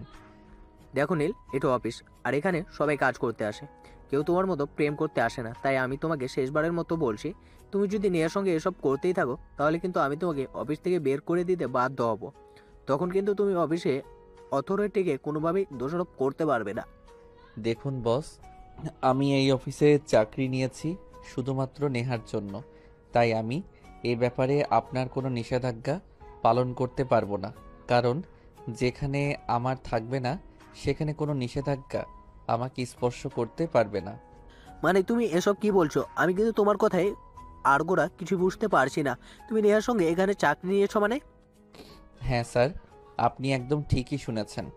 আমি এখানে শুধুমাত্র নেহার জন্যই চাকরি নিয়েছি, আর হ্যাঁ শুনুন, আপনাকে একটা কথা বলি। আপনি আমার পরিচয় এবং জীবন বৃত্তান্ত সম্পর্কে কোনো কিছুই জানেন না। আমি সব কিছু লুকিয়ে রেখেই এখানে চাকরি নিয়েছি। অতঃপর নীল তার পরিচয় আর সবকিছু তার বসকে খুলে বলে। সবকিছু শুনে নীলের বস তাকে বলে, আই এম সো সরি, আমি আপনাকে চিনতে পারিনি। যাই হোক, তবুও আমি আপনাকে একটা কথাই বলবো, আপনি এই অফিসের অ্যাডমিনের একমাত্র ছেলে হয়ে অফিসের কেন এমপ্লয়ের পিছনে পড়ে থাকা, কিন্তু আপনাকে শোভা পায় না। দেখুন, প্রেম ভালোবাসা কখনো ধনী গরিব কিংবা অর্থ সম্পদ দেখে হয় না। প্রেম ভালোবাসার জাস্ট হয়ে যায়, সেটা যেভাবেই হোক আর যে কোনো পরিস্থিতিতেই হোক। তাই আমি আপনাকে শুধু একটা কথাই বলতে চাই, আমি আজ আপনাকে যেগুলো বলেছি সেগুলো আপনি কখনোই নেহা কিংবা অফিসের অন্য কারোর সঙ্গে শেয়ার করবেন না, যতক্ষণ পর্যন্ত আমি না বলছি। ওকে ঠিক আছে, কোনো সমস্যা নেই। আপনি যখন আপনার ভালোবাসাকে নিজের করে পাওয়ার জন্য নিজের পরিচয় এমনকি সব কিছু গোপন রাখতে চান, তাহলে এতে আমার কোনো সমস্যা থাকবে না। হ্যাঁ, আমি আপনাকে একটা কথা বলি, আপনার যদি এই ব্যাপারে কখনো আমার কোনো সহযোগিতার প্রয়োজন মনে হয় তাহলে অবশ্যই আমাকে বলবেন। আমি আমার শতভাগ দিয়ে চেষ্টা করব আপনাকে সহযোগিতা করতে। অতঃপর নীল আর কোনো কথা না বলে চুপচাপ সেখান থেকে বের হয়ে চলে আসে। আর এদিকে কিছুক্ষণ পর নেহাও আবারও বসের কেবিনে যায় আর বসের কাছ থেকে জানতে চায় বস নীলের সঙ্গে এ ব্যাপারে কি কথা বলেছে। তখন অফিসের বস নেহাকে বলে, দেখুন হ্যাঁ, আমি নীলের সঙ্গে কথা বলেছি, আর কথা বলে বুঝতে পেরেছি নীল তোমাকে সত্যি অনেক বেশি ভালোবাসে। তাই আমি মনে করি নীলের এই বিরক্ত করাটাকে তোমার বিরক্ত মনে না করে ভালোবাসা বলে মেনে নেওয়া উচিত, আর তাকে অ্যাকসেপ্ট করে নেওয়া উচিত। বস, আমি বুঝতে পারছি না আপনি একটু আগে কিভাবে কথা বললেন আর এখন কিভাবে কথা বলছেন। নীল আপনাকে জাদু করেছে কিনা সেটাই আমি বুঝতে পারছি না। আপনি মুহূর্তের মধ্যেই বদলে গেলেন আর আমাকে এইসব কথা বলছেন। আপনি বস হয়ে আপনার একজন কর্মচারীকে এইসব কথা বলতে আপনার একটু রুচিতে পাচ্ছে না? বস তখন নেহাকে কিছু বলতে চাইছিল, কিন্তু নেহা সেটার সুযোগ না দিয়ে সেখান থেকে হনহন করে বের হয়ে গেল আর নিজের কেবিনে এসে ভাবতে লাগলো আসলে বিষয়টা কি হয়েছে। এইভাবে দেখতে দেখতে অফিসের টাইম শেষ হয়ে রাত 8টা বেজে গেল আর অফিস থেকে বের হয়ে সোজা বাসায় চলে আসলো। আর এরপর চলে গেল আরও কয়েকদিন। হঠাৎ একদিন রাতের খাবারের বেলা তার খালা তাকে বলল, নেহা, তোমাকে অত্যন্ত দুঃখের সহিত জানানো হচ্ছে যে তোমাকে আমরা আর আমাদের বাড়িতে রাখতে পারবো না, কারণ তোমাকে আমরা খুবই ভালো একটা মেয়ে বলে আমাদের বাড়িতে থাকতে দিয়েছিলাম। কিন্তু ইদানিং তুমি যা শুরু করেছো সেগুলো আমাদের রুচিতে পাচ্ছে। তাই তোমাকে 2 দিন সময় দিলাম, এই 2 দিনের মধ্যে তুমি আমাদের বাসা ছেড়ে অন্যত্র চলে যাবে। তোমাকে আর আমাদের এখানে থাকতে দেওয়া হবে না। কিন্তু খালা, এভাবে হঠাৎ আমি একটা মেয়ে মানুষ কোথায় চলে যাব? আর এগুলো জানতে পারলে আমার মা অনেক টেনশন করবে। তুমি কোথায় যাবে আর কি করবে সেই ব্যাপারে আমাদের চিন্তা করার সময় নেই। তোমার বিষয়টা তুমি নিজেই বুঝে নাও। তোমাকে এখানে থাকতে দিয়েছিলাম, কিন্তু এসব ফষ্টি নষ্টি করার অনুমতি তো আমরা দেইনি। তাই এখন তুমি কি করবে না করবে সেই ব্যাপারে আমাদের না জানার কোনো আগ্রহ নেই। কথাগুলো এক নাগাড়ে বলে খাবার টেবিল থেকে তিনি উঠে চলে গেলেন। আর এদিকে নেহা কোনো রকমে খাবারটা শেষ করে নিজের রুমে চলে আসলো আর বসে বসে ভাবতে লাগলো সে এখন কোথায় যাবে আর কি করবে, আর নীল কেনই বা এগুলো করতে গেছিল। এর জন্যই তো আজ নেহাকে এমন পরিস্থিতিতে পড়তে হয়েছে। তবে যাই হোক, আগামীকাল সকাল হলেই নীলের সঙ্গে কথা বলতে হবে। এইসব ঝামেলার একমাত্র কারণ নীল, আর তাই নীলকেই এই সমস্যার সমাধান দিতে হবে। যেমন চিন্তা তেমনই কাজ। পরের দিন সকালবেলা যখন নেহা অফিসে যাওয়ার উদ্দেশ্যে বাসা থেকে বের হয়, তখনই নীল তার বাসার সামনে দাঁড়িয়েছিল আর নেহা তাকে দেখতে পেয়ে বলতে থাকে, নীল, আজ তোমার সঙ্গে আমার কিছু গুরুত্বপূর্ণ কথা আছে যেগুলো আমি বলবো আর তুমি শুনবে। আর তোমার জন্য আমাকে এই সমস্যায় পড়তে হয়েছে, তাই সমস্যার সমাধান তোমাকেই করতে হবে। আরে কি বলো তুমি? তোমার জন্য আমি নিজের জীবন দিতে প্রস্তুত, কিন্তু কি হয়েছে সেটা আমাকে খুলে বলো। আমার জন্য তোমাকে কি এমন সমস্যায় পড়তে হলো বলো আমাকে, আমি শুনছি। তোমাকে আমি কত করে বলেছি তুমি এইভাবে আমার বাসার সামনে এসে দাঁড়িয়ে থাকবে না। তুমি এইভাবে দাঁড়িয়ে থাকলে এই বিষয়টা নিয়ে সবাই সন্দেহ করবে, কিন্তু তুমি তো আমার কোনো কথাই শোনোনি। উল্টো দিনের পর দিন আমাকে বিরক্ত করেই গেছো। আজ শুধুমাত্র তোমার জন্য আমাকে বলা হয়েছে আমাকে এই বাসা ছেড়ে অন্যত্র চলে যেতে হবে। এখন তুমি নিজেই বলো আমি কোথায় যাব আর কি করব? এই ব্যাপার, এটা কোনো কথা হলো? ঠিক আছে, কোনো সমস্যা নেই, তুমি রাজি থাকলে আজকে আমি তোমাকে আমার বাসায় নিয়ে যাব আর তারপর বিয়ে করে আমার বাড়িতেই রেখে দেব। তুমি তোমার থাকার জায়গা নিয়ে এত চিন্তিত? Please stop this nonsense. আমি কিন্তু তোমার সাথে মজা করার মুডে নেই, আমি সিরিয়াস। খালা আমাকে বলেছে আমাকে 2 দিনের মধ্যেই বাসা ছেড়ে অন্যত্র চলে যেতে হবে। এখন তুমি বলো আমাকে, আমি কোথায় যাব আর কি করব? আমি একটা মেয়ে মানুষ, বাইরের জগৎটা আমার জন্য এতটাও সহজ নয় যতটা সহজ তুমি ভাবো। কথাগুলো বলতে বলতে নেহা একদম কেঁদে দিয়েছিল, আর নেহার চোখ দিয়ে পানি পড়ছে। এই দৃশ্যটা নীল কোনোভাবেই মেনে নিতে পারছিল না, তাই সে রাস্তার মাঝখানেই নেহাকে জড়িয়ে ধরে বলতে থাকে, প্লিজ নেহা, কান্নাটা বন্ধ করো। তোমার চোখের পানি আমার একদমই সহ্য হবে না। তুমি তোমার কান্না বন্ধ করে আমাকে এইটা বলো যে তোমার কি চাই, কি লাগবে। তুমি আমার কাছে যা চাইবে আমি তোমাকে তাই দেব। তুমি যদি আমার কাছে আকাশের ওই চাঁদটাও চাও তাহলে আমি সেটাও তোমার হাতে এনে দেওয়ার চেষ্টা করব। নীল, আমার বাবা বেঁচে নেই, বাড়িতে আমার অসুস্থ মা, তার সঙ্গে আমার ছোট ভাই, তাদের দুজনের খরচ আমাকে চালাতে হয়। সংসারের দায়িত্ব আমার উপর। জীবনটা আমার জন্য কতটা কঠিন সেটা তুমি বুঝবে না। আমার জন্য যদি তোমাকে এই সমস্যায় পড়তে হয়ে থাকে তাহলে আই এম সো সরি, কিন্তু তোমাকে আমি সমস্যার মধ্যে বেশি দিন রাখবো না। আচ্ছা, একটা কাজ করা যায় না? দেখো, আমি যে তোমাকে ভালোবাসি আর আমরা ভবিষ্যতে আল্লাহ চাইলে বিয়ের মতো পবিত্র সম্পর্কে আবদ্ধ হতে পারি, তাই আমি তোমাকে এই অফারটা করছি। তোমার যদি আমার অফারটা পছন্দ হয় তাহলে ভালো। আগে বলো তুমি আমাকে কি অফার করতে চাও, তারপর যদি সেটা আমার পছন্দ হয় তো আমি একসেপ্ট করব, আর যদি আমার পছন্দ না হয় তাহলে তো আর আমার কিছুই করার থাকবে না। আমরা লিভ টুগেদার করতে পারি। তোমার কথার মানে আমি বুঝতে পারলাম না। তুমি আমাকে কি বলতে চাইছো? সরাসরি একটু খুলে বলো, তাহলে আমার বুঝতে সুবিধা হবে। খুবই সিম্পল। ধরো আমরা দুজনে একটা ফ্ল্যাট নিলাম আর সেখানে থাকলাম। 1 সপ্তাহ তুমি রান্না করলে, 1 সপ্তাহ আমি রান্না করলাম, এভাবে দুজনে মিলেমিশে থাকলাম। তোমার আইডিয়াটা মন্দ না, কিন্তু আমি তোমাকে একটা কথা বলতে চাই। লিভ টুগেদারের মানে আমি মোটামুটি বুঝি, একেবারে যে বুঝি না তা কিন্তু নয়। তবে হ্যাঁ, আমরা কিন্তু একই রুমে থাকবো না, আমরা একই ফ্ল্যাটে আলাদা 2টো বেডরুমে থাকবো। ওকে, আমি রাজি, আমার কোনো প্রবলেম নেই। আর হ্যাঁ, তোমাকে তো বাসা থেকে মাত্র 2 দিন সময় দেওয়া হয়েছে, আজ আর কাল। তাহলে একটা কাজ করো, তুমি অফিসে চলে যাও, আমি আজ আর অফিসে যাব না। আমি আজকাল 2 দিনের মধ্যেই আমাদের দুজনের জন্য 2 কামরার একটা ফ্লাইট বুকিং করে নেব। অতঃপর আচ্ছা ঠিক আছে, এই কথা বলে নেহা অফিসে চলে গেল, আর নীল বের হয়ে গেল তাদের স্বপ্নের ফ্ল্যাট খুঁজতে। সারাদিন নীল সারা শহরে ঘোরাঘুরি করলো, কিন্তু কোথাও সেরকম ফ্ল্যাট খুঁজে পেল না। কিন্তু নীল ব্যর্থ হওয়ার মতো ছেলে নয়, তাই সে সন্ধ্যাবেলায় নেহাকে কল করে আর বলে, নেহা, আজকে তো সেরকম কোনো ব্যবস্থা করতে পারলাম না, তবে তুমি কোনো চিন্তা করো না। আগামীকালকের মধ্যে আমি নিশ্চয়ই কোনো একটা ব্যবস্থা করে ফেলবো। তুমি কিন্তু এ ব্যাপারে একদম কোনো চিন্তা করবে না। তুমি আমার উপর ভরসা করো। ঠিক আছে, সমস্যা নেই। আমি তোমাকে আগামীকালকের দিনটা সময় দিলাম, কিন্তু একটা কথা মনে রেখো, আগামীকালকের দিনটাই কিন্তু শেষ। কারণ তুমি খুব ভালো করেই জানো কালকে সন্ধ্যার পর আমাকে আর এই বাড়িতে ঢুকতে দেওয়া হবে না। হ্যাঁ, সেটা আমি খুব ভালো করেই জানি, আর তাই তো আমি চেষ্টা করছি। তুমি কোনো চিন্তা করো না, আল্লাহর সহায় থাকলে আমাদের একটা ব্যবস্থা নিশ্চয়ই হয়ে যাবে। অতঃপর কথা শেষ করে দুজনেই ফোন কেটে দিল, আর নেহা নিজের কাজকর্ম শেষ করে রাতের খাবার খেয়ে ঘুমিয়ে পড়ল।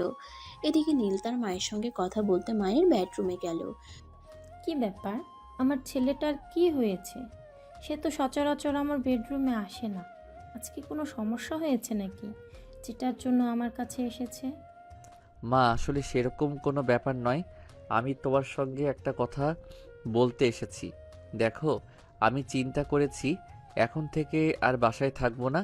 তোমরা তো খুব ভালো করে জানো আমি ছোটোখাটো একটা চাকরি নিয়েছি, তাই আমি সিদ্ধান্ত নিয়েছি আমি আমার মতো করে আলাদা একটা ফ্ল্যাটে থাকবো। এটা কোনো কথা বাবা? আমি তো তোর এই কথাটাকে সাপোর্ট করতে পারছি না, কারণ তুই আমাদের একমাত্র সন্তান। আমাদের এই পুরো বাড়িটা আর যা সম্পদ আছে সব কিছুর একমাত্র উত্তরাধিকারী তুই। আর তুই কেন চাকরি করছিস সেটাই আমি বুঝতে পারছি না। আমাদের কিসের কমতি আছে? আলহামদুলিল্লাহ, তোর বাবা যা কামাই করেছে 7 পুরুষ বসে খেয়েও শেষ করতে পারবে না। দেখো মা, জীবনে টাকা পয়সা অর্থ সম্পদ এগুলো দিয়ে সব কিছু হয় না। জীবনে নিজেকে ভালো রাখার জন্য মাঝে মধ্যে অন্য কিছু করারও প্রয়োজন আছে। তাই আমি একটু ডিফারেন্ট ওয়ে খুঁজে নিয়েছি। আমি চাকরি করছি আর আলাদা ফ্ল্যাটে থাকবো, এটাই আমার সিদ্ধান্ত। আমি তোমাদের কাছ থেকে অনুমতি নিতে আসিনি, শুধু জানাতে এসেছি আমার জন্য কোনো টেনশন করো না, আমি ভালো থাকবো। আর হ্যাঁ, তোমাদের একটা কথা বলে যাচ্ছি, আমি ফিরে আসব, অবশ্যই ফিরে আসব। আমি যেই উদ্দেশ্য নিয়ে বাসা থেকে বের হচ্ছি, সেই উদ্দেশ্য যেদিন সফল হবে সেদিন আমি অবশ্যই বাসায় ফিরে আসব। আচ্ছা বাবা, ঠিক আছে, কোনো সমস্যা নেই। তুই যদি আমাদের থেকে দূরে গিয়ে ভালো থাকতে পারিস তাহলে আমাদের কোনো সমস্যা নেই। তবে হ্যাঁ, একটা কথা, তোকে কিন্তু প্রতি সপ্তাহে এসে আমার সাথে দেখা করে যেতে হবে। তা না হলে কিন্তু আমি খুব কষ্ট পাবো, কারণ তুই আমার একমাত্র সন্তান। তোকে দূরে রাখতে এমনিতেই আমার কষ্ট হচ্ছে, কিন্তু তুই যখন বলছিস তুই কিছু পাওয়ার জন্য যাচ্ছিস, তাহলে আমি তোকে আটকাবো না। অতঃপর নীল তার মায়ের সঙ্গে কথা বলা শেষ করে মায়ের আশীর্বাদ নিয়ে রুম থেকে বের হয়ে পড়ে। পরের দিন সকাল হতেই নাস্তা করে নীল আবারও বের হয়ে পড়ে, কিন্তু সেদিন তাকে আর খুব বেশি সময় ঘোরাঘুরি করতে হলো না। সে তার স্বপ্নের ফ্ল্যাটের ঠিকানা খুঁজে পেল, আর সেখানে কথাবার্তা বলে একদম বুকিং কনফার্ম করে তারপর বের হয়ে এসে সঙ্গে সঙ্গে নেহাকে ফোন দিল। নেহা, আমি আমাদের স্বপ্নের ফ্ল্যাটের ঠিকানা খুঁজে পেয়েছি আর বুকিংও কনফার্ম করে ফেলেছি। আর হ্যাঁ, তুমি কি তোমার সব কিছু গুছিয়ে রেখে এসেছো? হ্যাঁ, আমি আজ সকালেই সব কিছু গুছিয়ে রেখে তারপর বাসা থেকে বের হয়েছি। কারণ তুমি যদি আজ বাসা খুঁজে নাও পেতে, তাও আমাকে ওই বাসা থেকে বের হয়ে যেতে হতো। তাই আর কোনো রিস্ক না নিয়ে আমি সব কিছু গুছিয়ে রেখে তারপর বাসা থেকে বের হয়ে এসেছি। ওকে, সমস্যা নেই। আমি এখন আমার বাসায় চলে যাচ্ছি আর আমার প্রয়োজনীয় জিনিসপত্রাদি গুছিয়ে নিয়ে তারপর একটা ট্যাক্সি ভাড়া করে নিয়ে তোমার বাসার সামনে চলে আসব। তুমি কিন্তু আমার জন্য অপেক্ষা করবে, আমি নিজেই তোমাকে তুলে নেব। ওকে, সমস্যা নেই। তাহলে আজ অফিস থেকে বসকে বলে একটু আগে ভাগেই বের হয়ে যেতে হবে, কারণ নতুন জায়গায় সব কিছু গোছগাছ করতে হবে। তারপর আগামীকাল আবার ডিউটি আছে। এই কথা বলতে বলতে নেহা ফোনটা কেটে দেয়, আর এদিকে দেখতে দেখতে বিকেল হতে চলে।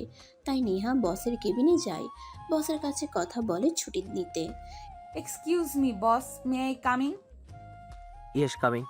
আরে নেহা, কি ব্যাপার, কি হয়েছে? তোমার কোনো সমস্যা নাকি? না, আসলে সেরকম কোনো ব্যাপার নয়। আসলে আজ আমার একটু ছুটি লাগবে, একটা প্রবলেমে পড়েছি, তাই বাসায় গিয়ে কিছু কাজ করতে হবে। আর যদি আমাকে 3টে নাগাদ ছুটি দিতেন তাহলে একটু ভালো হতো আর কি। এদিকে নীল আগে থেকেই ফোন দিয়ে বসকে সবকিছু জানিয়ে রেখেছিল, আর বস সবকিছু জেনেও নেহার সামনে না জানার ভান করছিল। তাই নেহাকে বলল, এই ব্যাপারে দেখো না, আসলে নীল আজ 2 দিন ধরে অফিসে আসছে না, আর এখন তুমিও ছুটি চাইছো। অফিসে অনেক কাজের প্রেশার আছে, এখন তোমাকে কিভাবে ছুটি দেই বলো তো? কিন্তু বস, ছুটিটা আমার খুবই প্রয়োজন ছিল, তাই কাইন্ডলি প্লিজ ছুটি দিতেন, তাহলে আমার জন্য খুবই ভালো হতো। ঠিক আছে, সমস্যা নেই, তুমি যখন এত করে বলছো তাহলে আমি তোমাকে ছুটি দিচ্ছি। আর হ্যাঁ, তবে তোমাকে আরেকটা কথা বলে দিচ্ছি, আজকের পর থেকে কিন্তু কখনো এভাবে ছুটি চাইবে না, কারণ তুমি তো জানোই আমাদের কোম্পানির সম্পর্কে এভাবে ছুটি দেওয়ার নিয়ম আমাদের কোম্পানিতে নেই। ঠিক আছে বস, থ্যাংক ইউ সো মাচ। তাহলে আমি আসি। এই কথা বলতে বলতে নেহা বসের কেবিন থেকে বের হয়ে নিজেই কেবিনে চলে আসে। আর এদিকে কিছুক্ষণ পর অফিস থেকে বের হয়ে বাসায় চলে আসে নেহা। লাগেজপত্র নিয়ে নিজের রুম থেকে বের হচ্ছিল, এমন সময় তার খালা এসে সামনে দাঁড়ায় আর তাকে বলতে থাকে, কি ব্যাপার নেহা, তুই কি সত্যি সত্যি আমাদের বাসা ছেড়ে চলে যাচ্ছিস? হ্যাঁ খালা, তোমরা যখন আমাকে তোমাদের বাড়িতে থাকতে দিবে না, তাহলে আমি থাকবো কি করে? আমাকে তো আমার ঠিকানা খুঁজে নিতেই হবে। তাছাড়া একটা কথা আমি খুব ভালো করেই বুঝতে পেরেছি, পৃথিবীতে কেউ কারো আপন হয় না, সবাই নিজেদের প্রয়োজন আর আত্মসম্মান নিয়ে ভালো থাকতে চায়। ঠিক আছে, তোমাদের আমি কখনোই কোনো দোষ দিব না। তোমরা আমাকে ভালো কিছুই দিয়েছো, যাই হোক, আমি আসছি। পারলে আমার জন্য দোয়া করো, যেন ভবিষ্যতের দিনগুলোতে ভালো কিছু করতে পারি। এই বলে নেহা তার খালাকে আর কোনো কথা বলার সুযোগ না দিয়ে সেখান থেকে বের হয়ে চলে গেল। বাসার সামনে দাঁড়িয়ে নীলের জন্য অপেক্ষা করছিল। প্রায় 10 মিনিট পর নীল সেখানে এসে পৌঁছালো। তারপর নেহার লাগেজ আর ব্যাগপত্র গাড়িতে তুলে নিল। তারপর তারা চলে গেল তাদের স্বপ্নের ঠিকানায়। ফ্ল্যাটে পৌঁছিয়ে নেহা নীলকে বলতে থাকে, নীল দাঁড়াও, আমি আগে আমার রুমটা পছন্দ করে নেই, তারপর যেটা থাকবে সেটা তো তুমি থাকবে। কারণ একটা কথা জানো তো, ladies first. Okay my dear, কোনো সমস্যা নেই। তোমার যেটাতে পছন্দ হয় তুমি সেটাতেই থাকতে পারো, তাতে আমার কোনো আপত্তি নেই। আমি ছেলে মানুষ, আমার একটাতে থাকতে পারলেই হলো। এই কথা শুনে নেহা তৎক্ষণাৎ রুমগুলো খুঁটিয়ে খুঁটিয়ে দেখতে লাগলো। তারপর নিজের জন্য ব্যালকনি সহ যে রুমটা ওটা পছন্দ করে নিল। আর অপোজিটে যে রুমটা ছিল ওটার পাশে কোনো ব্যালকনি ছিল না, তাই ওটাতে নীলকে থাকতে দিল। অতঃপর যে যার যার রুমে গিয়ে নিজেদের মতো নিজেদের রুমটা গুছিয়ে নিল। ভোজ কাজ শেষ হতে রাত প্রায় 10টা বেজে গেল। তারপর দুজনে ড্রয়িং রুমে এসে বসলো। তখন নীল নেহাকে বলতে থাকলো, দেখো নেহা, এখন তো অনেক রাত হয়ে গেছে, 10টার উপরে বাজে, আর আমাদের পেটেও খুব ক্ষুধা লেগেছে। এখন একটা কাজ করা যাক, আজকে তো প্রথম দিন, চলো আমরা বাইরে থেকে কিছু খেয়ে আসি। কালকে থেকে রান্না করে খাওয়া যাবে। আর হ্যাঁ, 1 সপ্তাহ তুমি রান্না করবে, 1 সপ্তাহ আমি। এখন কে আগে রান্না করবে আর কে পরে রান্না করবে সেটা তুমি ঠিক করো। এইভাবে আমার প্রবলেম হবে। একটা কাজ করা যায়, সকালে আমি রান্না করি আর রাতে তুমি, নয়তো সকালে তুমি আর রাতে আমি। ঠিক আছে, এতে আমার কোনো প্রবলেম হবে না। তাহলে একটা কাজ করো, সকালে আমার ঘুম ভাঙতে একটু লেট হয়, সকালের রান্নাটা তুমি করে নিও, আর রাতের রান্নাটা না হয় আমি করে নেব। তবে এখন বাইরে কিছু খেতে চলো, আমার পেটে খুব ক্ষুধা পেয়েছে। এই বলে দুজন বাসার পাশেই একটা রেস্টুরেন্টে চলে গেল রাতের খাবার খেতে। রাতের খাওয়া দাওয়া শেষ হলে দুজনে যার যার রুমে গিয়ে ঘুমিয়ে পড়ল। পরের দিন সকাল হতে না হতেই নেহা ঘুম থেকে উঠে গিয়ে রান্নার কাজ শেষ করে নিল। এদিকে অফিস টাইম আর মাত্র 8 ঘন্টা বাকি আছে। নীল এখনও দরজা বন্ধ করে রুমে ঘুমোচ্ছে, তাই নেহা তার রুমের দরজায় নক করতে শুরু করলো। এই নীল, কি ব্যাপার, কি হলো তোমার? তুমি এখনো ঘুম থেকে উঠছো না কেন? অফিসের টাইম তো হয়ে গেছে, এখনই আমাদের অফিসে যেতে হবে। আর মাত্র 30 মিনিট সময় বাকি আছে। নাকি তুমি আজ অফিসে যাবে না? নেহার গলার আওয়াজ শুনতে পেয়ে নীল ধরফর করে উঠে বসলো আর তাড়াতাড়ি রুমের দরজা খুলে বাইরে এসে নীল নেহাকে বলতে থাকে, আরে এটা তুমি কি করলে? সকাল 7:30 বেজে গেছে আর এখন তুমি আমাকে ডাকতে এসেছো? তুমি আরো আগে আমাকে কেন ঘুম থেকে উঠালে না? আমি তো তোমাকে বলেছিলাম আমি সকালবেলা ঘুম থেকে উঠতে পারি না।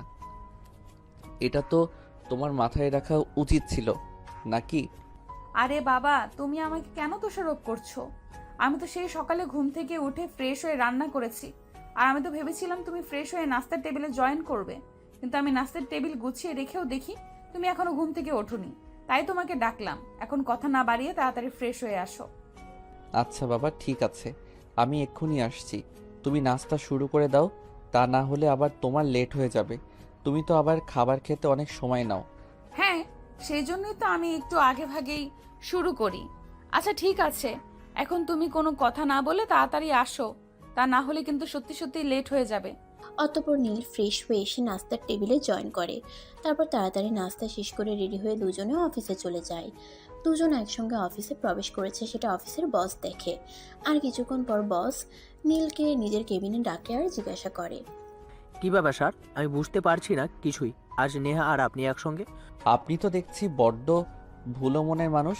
আপনাকে তো আমি সব কিছু বললাম, আর সব কিছু বলার পরও আপনি আমাকে এই প্রশ্ন কেন করছেন? ও, আমার মনে পড়েছে। আই এম সো সরি, আসলে আমি বুঝতে পারছি না ইদানিং আমি কেন সব কিছু গুলিয়ে ফেলছি। আচ্ছা ঠিক আছে, আপনাদের জন্য শুভকামনা রইল। Best of luck. যত্নে রাখবেন যেন খাঁচা থেকে পালিয়ে না যায়। হ্যাঁ, সে তো অবশ্যই। দোয়া করবেন যেন আমি আমার ভালোবাসার ময়না পাখিটাকে আমার মনের খাঁচায় বন্দি করে রাখতে পারি। কথাগুলো বলে দুজনে যার যার কাজে চলে গেল। এদিকে দেখতে দেখতে বেশ কয়েকদিন চলে গেল। সকালে নেহা রান্না করতো আর রাতে নীল অফিস থেকে এসে রান্না করতো, কিন্তু সে একা একা কিছুই করতে পারতো না। নেহাকে প্রত্যেক দিনই তাকে সহযোগিতা করতেই হতো। যেদিন নেহা নীলকে সহযোগিতা করতে না আসতো সেদিন নীল একটানা একটা ঝামেলা করেই বসতো। তাই নেহা নীলকে বলে, তোমাকে আর রান্না করতে আসতে হবে না। আমি অনেক চেষ্টা করেছি তোমাকে সব কিছু শিখিয়ে দেওয়ার, কিন্তু তোমার মনে হয় শেখার আগ্রহটাই নেই। তাই আগামীকাল থেকে তুমি আর রান্না করতে আসবে না রান্নাঘরে। দুবেলার রান্না আমি করে নেব। কিন্তু নেহা, অফিস করে 2 বেলা তোমাকে রান্না করতে খুবই কষ্ট হবে। আমি তো চেষ্টা করছি, আমি না পারলে কি করব বলো? আর হ্যাঁ, আমার কাজ যদি তোমার পছন্দ না হয় সেটা তুমি আমাকে বলতে পারো, তাহলে প্রতিদিন রাতের খাবারটা বাইরে থেকে আনার ব্যবস্থা করব। বললাম তো সেটার কোনো প্রয়োজন হবে না, আর আমার কোনো সমস্যা হবে না। আমি 2 বেলা রান্না করতে পারবো। যখন খালার বাসায় ছিলাম তখন এতগুলো মানুষের 2 বেলা রান্না করতাম, আর এখন এই 2 জন মানুষের জন্য এই 2 বেলা রান্না করতে পারবো না। আমার কোনো সমস্যা হবে না, আমি ঠিক করে নিতে পারবো। তারপর নীল আর কিছু বলতে চাইলেও নেহা তাকে সেই সুযোগ না দিয়ে সেখান থেকে চলে গেল। আর পরের দিন থেকে দুবেলার রান্না নেহাই করত। নীল মাঝে মাঝে থেকে টুকিটাকি সাহায্য করত, কিন্তু সকালবেলা নীল কোনোভাবেই ঘুম থেকে উঠতে পারতো না। তাই প্রতিদিন রান্না শেষ করে নেহাকে নীলকে ঘুম থেকে জাগিয়ে তুলতে হতো, নয়তো অফিস যেতে লেট হয়ে যেত। এভাবেই চলতে থাকলো দিন। আজ শুক্রবার, অফিস বন্ধ, তাই একটু দেরি করেই নেহা ঘুম থেকে উঠেছে। ঘুম থেকে উঠে দেখে নীল ড্রয়িং রুমে বসে আছে। তাকে ড্রয়িং রুমে বসে থাকতে দেখে নেহা প্রশ্ন করে, কি ব্যাপার, আজ এত সকালে ঘুম থেকে উঠলে যে? আজ তো অফিস বন্ধ, কোনো ব্যাপার আছে নাকি? না, আসলে সেরকম কিছু নাই। আসলে তোমাকে একটা কথা বলবো ভাবছিলাম।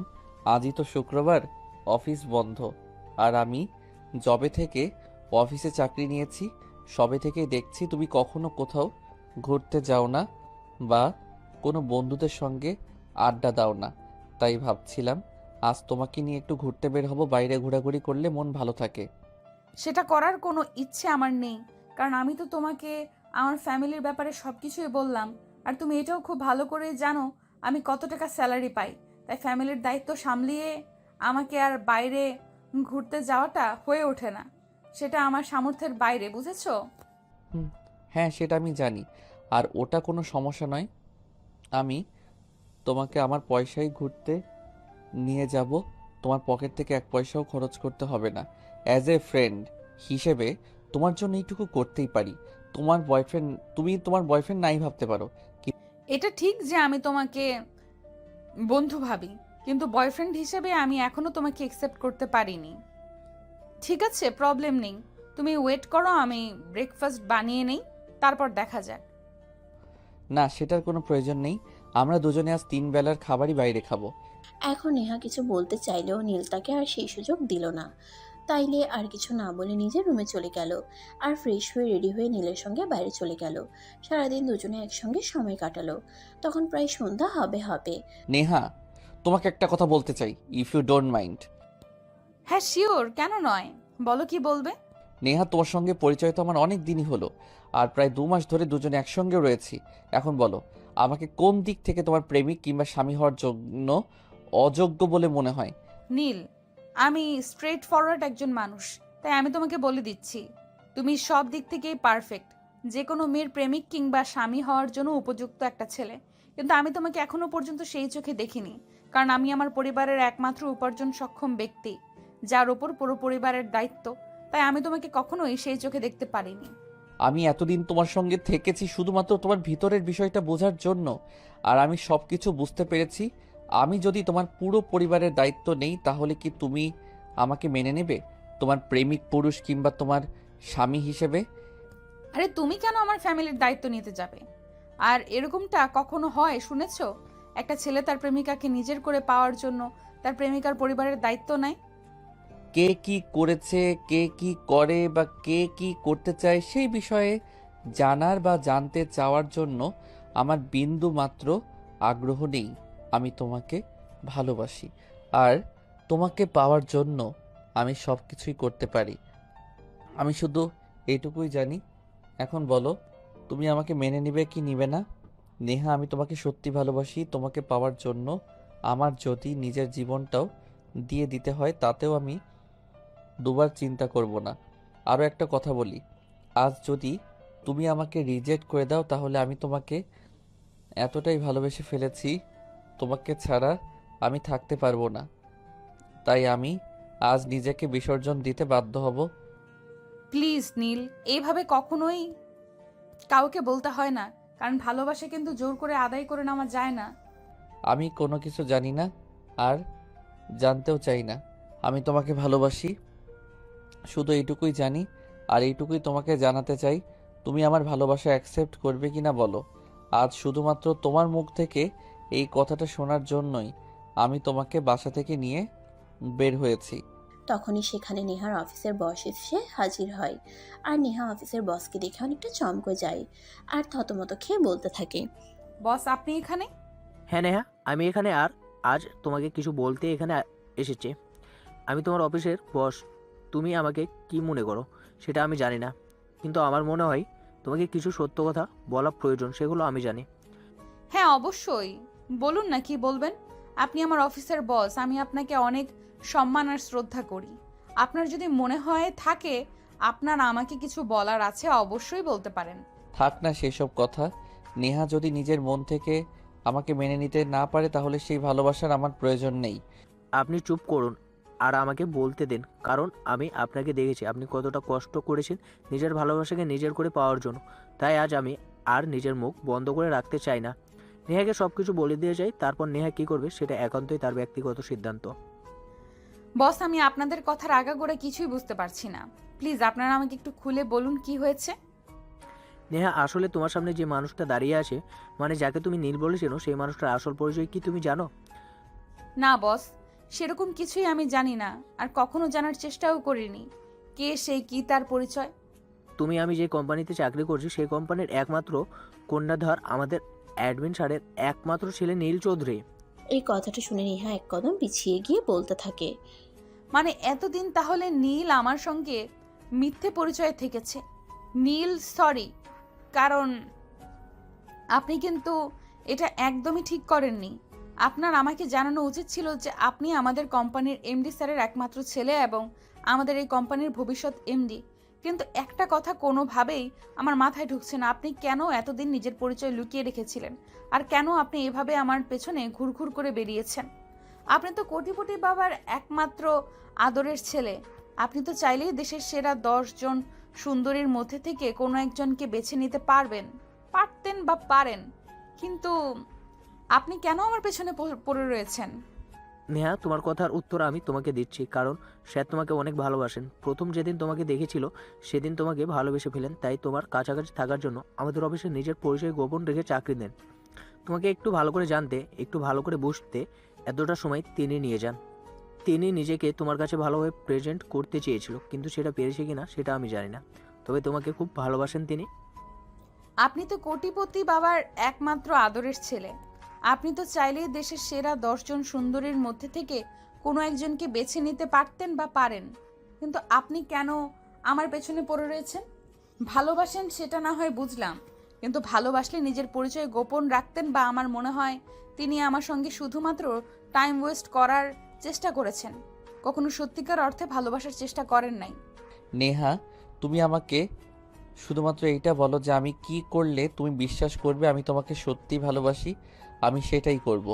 প্রেম, সেটা আমি জীবনে অনেক মেয়ের সঙ্গে করেছি, অনেক মেয়ের সঙ্গে টাইম পাস করেছি, কিন্তু কখনোই কোনো মেয়ের পেছনে 1 সপ্তাহের বেশি সময় নষ্ট করিনি। আজ 4 মাস ধরে তোমার পেছনে পড়ে রয়েছি শুধুমাত্র সত্যিকার অর্থে ভালোবাসি বলেই তোমাকে পাওয়ার জন্য। আমি সব কিছু ত্যাগ করে আলাদা ফ্ল্যাট নিয়েছি, অফিসের একজন কর্মচারীর ন্যায় অফিসে কাজ করছি। আর কি প্রমাণ চাও তুমি? তুমি যা বলবে আমি তাই করব, কিন্তু তার বিনিময়ে আমার তোমাকে চাই, কারণ তোমাকে ছাড়া আমার লাইফটাকে আমি চিন্তাই করতে পারি না। I love you Neha, I really love you. Please তুমি স্যারের ভালোবাসা অ্যাকসেপ্ট করে নাও, কারণ আমি দেখেছি স্যারকে তোমার জন্য কতটা কষ্ট করেছে। যে মানুষটা প্রত্যেক সম্পত্তির 7 পুরুষ বসে গেলেও ফুরাবে না, সে মানুষটা তোমাকে পাওয়ার জন্য দিনরাত অফিসে পরিশ্রম করেছে, কারো কাছে নিজের পরিচয় পর্যন্ত দেয়নি। সেই মানুষটার ভালোবাসাকে তুমি উপেক্ষা করতে পারো না। কিন্তু বস, আর কোনো কিন্তু নয়। দেখো, তুমি স্যারের ভালোবাসা অ্যাকসেপ্ট করে নাও, তোমার জন্য অনেক শুভকামনা রইল। আমি আসি। এই বলে বস সেখান থেকে চলে গেল। নীল তখন আবার নেহার সামনে এসে হাঁটু গেড়ে বসে, তার হাত দুটো ধরে বলতে লাগলো, Neha please accept you my love. আমি তোমাকে পাগলের মতো ভালোবাসি। তোমাকে পাওয়ার জন্য তুমি আমাকে যা করতে বলবে আমি তাই করব, কিন্তু তোমাকে আমি হারাতে পারবো না। তোমাকে হারিয়ে বেঁচে থাকা আমার পক্ষে সম্ভব নয়। Please Neha, try to understand. I love you Neha, do you love me? Neha তখন বেশ কিছুক্ষণ চুপ করে রইল, আর তারপর নীলকে উদ্দেশ্য করে বলল, ইয়েস, লাভ ইউ টু। পাগলটা, ভালোবাসা পাওয়ার জন্য কেউ অমন করে? এই বলে নীলকে হাত দুটো দূরে উঠে দাঁড় করায় আর তাকে জড়িয়ে ধরে। তখনই নীল তাকে বলতে থাকে, আমি যে তোমাকে সত্যি সত্যি ভালোবেসেছি। তোমাকে পাওয়ার জন্য আমি সব করতে পারতাম, কারণ ভালোবাসা যে এরকমই হয়। সুখ দুঃখ কষ্ট কোনো কিছুই বাধা মানে না। সত্যিকার অর্থে কাউকে ভালোবাসলে তার জন্য নিজের জীবন পর্যন্ত দেওয়া যায়। আর আমি তো শুধুমাত্র নিজের অফিসে একজন কর্মচারীর ন্যায় কাজ করেছি মাত্র। হয়েছে, এবার কান্নাকাটি বন্ধ করো। এখন আমার শ্বশুর বাড়ি আমাকে কবে নিয়ে যাবে সেটাই বলো। তুমি চাইলে আজই আমি তোমাকে নিয়ে যাব। তাই নাকি? ঠিক আছে, তাহলে আজকেই নিয়ে চলো। ওকে, কোনো সমস্যা নেই, তুমি 1 মিনিট ওয়েট করো। আমি শুধু তোমার আম্মুকে ফোন দিয়ে বলে দিয়েছি তোমাকে নিয়ে বাসায় আসছি। আসসালামু আলাইকুম আম্মু, তোমাকে বলেছিলাম না আমি একটা উদ্দেশ্য নিয়ে বাসা থেকে বের হচ্ছি। যেদিন আমার উদ্দেশ্য সফল হবে সেদিনই আমি ফিরে আসব। আর আজ আমার উদ্দেশ্য সফল হয়েছে, আমি বাসায় আসছি। হ্যাঁ বাবা, তুই সত্যি বলছিস? তুই আজ বাসায় আসবি? আমার যে কি আনন্দ লাগছে, আমি তোকে সেটা বলে বোঝাতে পারবো না বাবা। হ্যাঁ মা, সত্যি সত্যি আজ আমি বাসায় আসছি। আর তোমাদের বৌমাকেও আমার সঙ্গে নিয়ে আসছি। তাই তোমাকে ফোন করে জানিয়ে দিলাম নতুন বউকে বরণ করে ঘরে তোলার জন্য তৈরি হও। অতঃপর ফোন কেটে দিয়ে নীল নেহাকে নিয়ে বাড়িতে চলে আসে, আর তার মা তাদের বরণ করে ঘরে তুলে। আর সেদিন রাত্রেই কাজী ডেকে বাসে তাদের বিয়ে পড়ানো হয় এবং সমস্ত নিয়ম কানুন মেনে তাদেরকে বাসর ঘরে পাঠিয়ে দেওয়া হয়। রাত প্রায় 12টার মতো বাজে। নীল বাসর ঘরে প্রবেশ করে আর দরজাটা লাগিয়ে দেয়। তখনই নেহা বিছানা থেকে নেমে নীলকে সালাম করতে চায়। নেহা যেই না নীলের পা স্পর্শ করতে যাবে, তখনই নীল নেহাকে টান দিয়ে নিজের বুকের সঙ্গে জড়িয়ে নেয় আর বলতে থাকে, প্রিয়তমা, অনেক কষ্টের পর তোমাকে পেয়েছি। তোমার জায়গা আমার পায়ে নয়, সারা জীবন আমার বুকেই থাকবে। কারণ খুব ভালোবাসি যে তোমায়, সারা জীবন ভালোবেসে যেতে চাই। থাকবে তো সারা জীবন আমার হয়ে? সারা জীবন আমি তোমার হয়েই থাকবো। শুধু ভালোবাসা দিয়ে আগলে রেখো, তাহলেই হবে। অতঃপর নীল নেহার কপালে আলতো করে একটা ভালোবাসার পরশ এঁকে দেয় আর তাকে নিয়ে চলে যায় জীবনের রঙিন স্বপ্ন বুনতে। যাই হোক ভিউয়ার্স, তারা তাদের জীবনের রঙিন স্বপ্ন বুনুক, আর আমরা না হয় অন্য কোনো গল্পে অন্য কারো ভালোবাসা নিয়ে কথা বলি। সে পর্যন্ত ভালো থাকবেন সবাই। অনেক অনেক শুভকামনা রইল।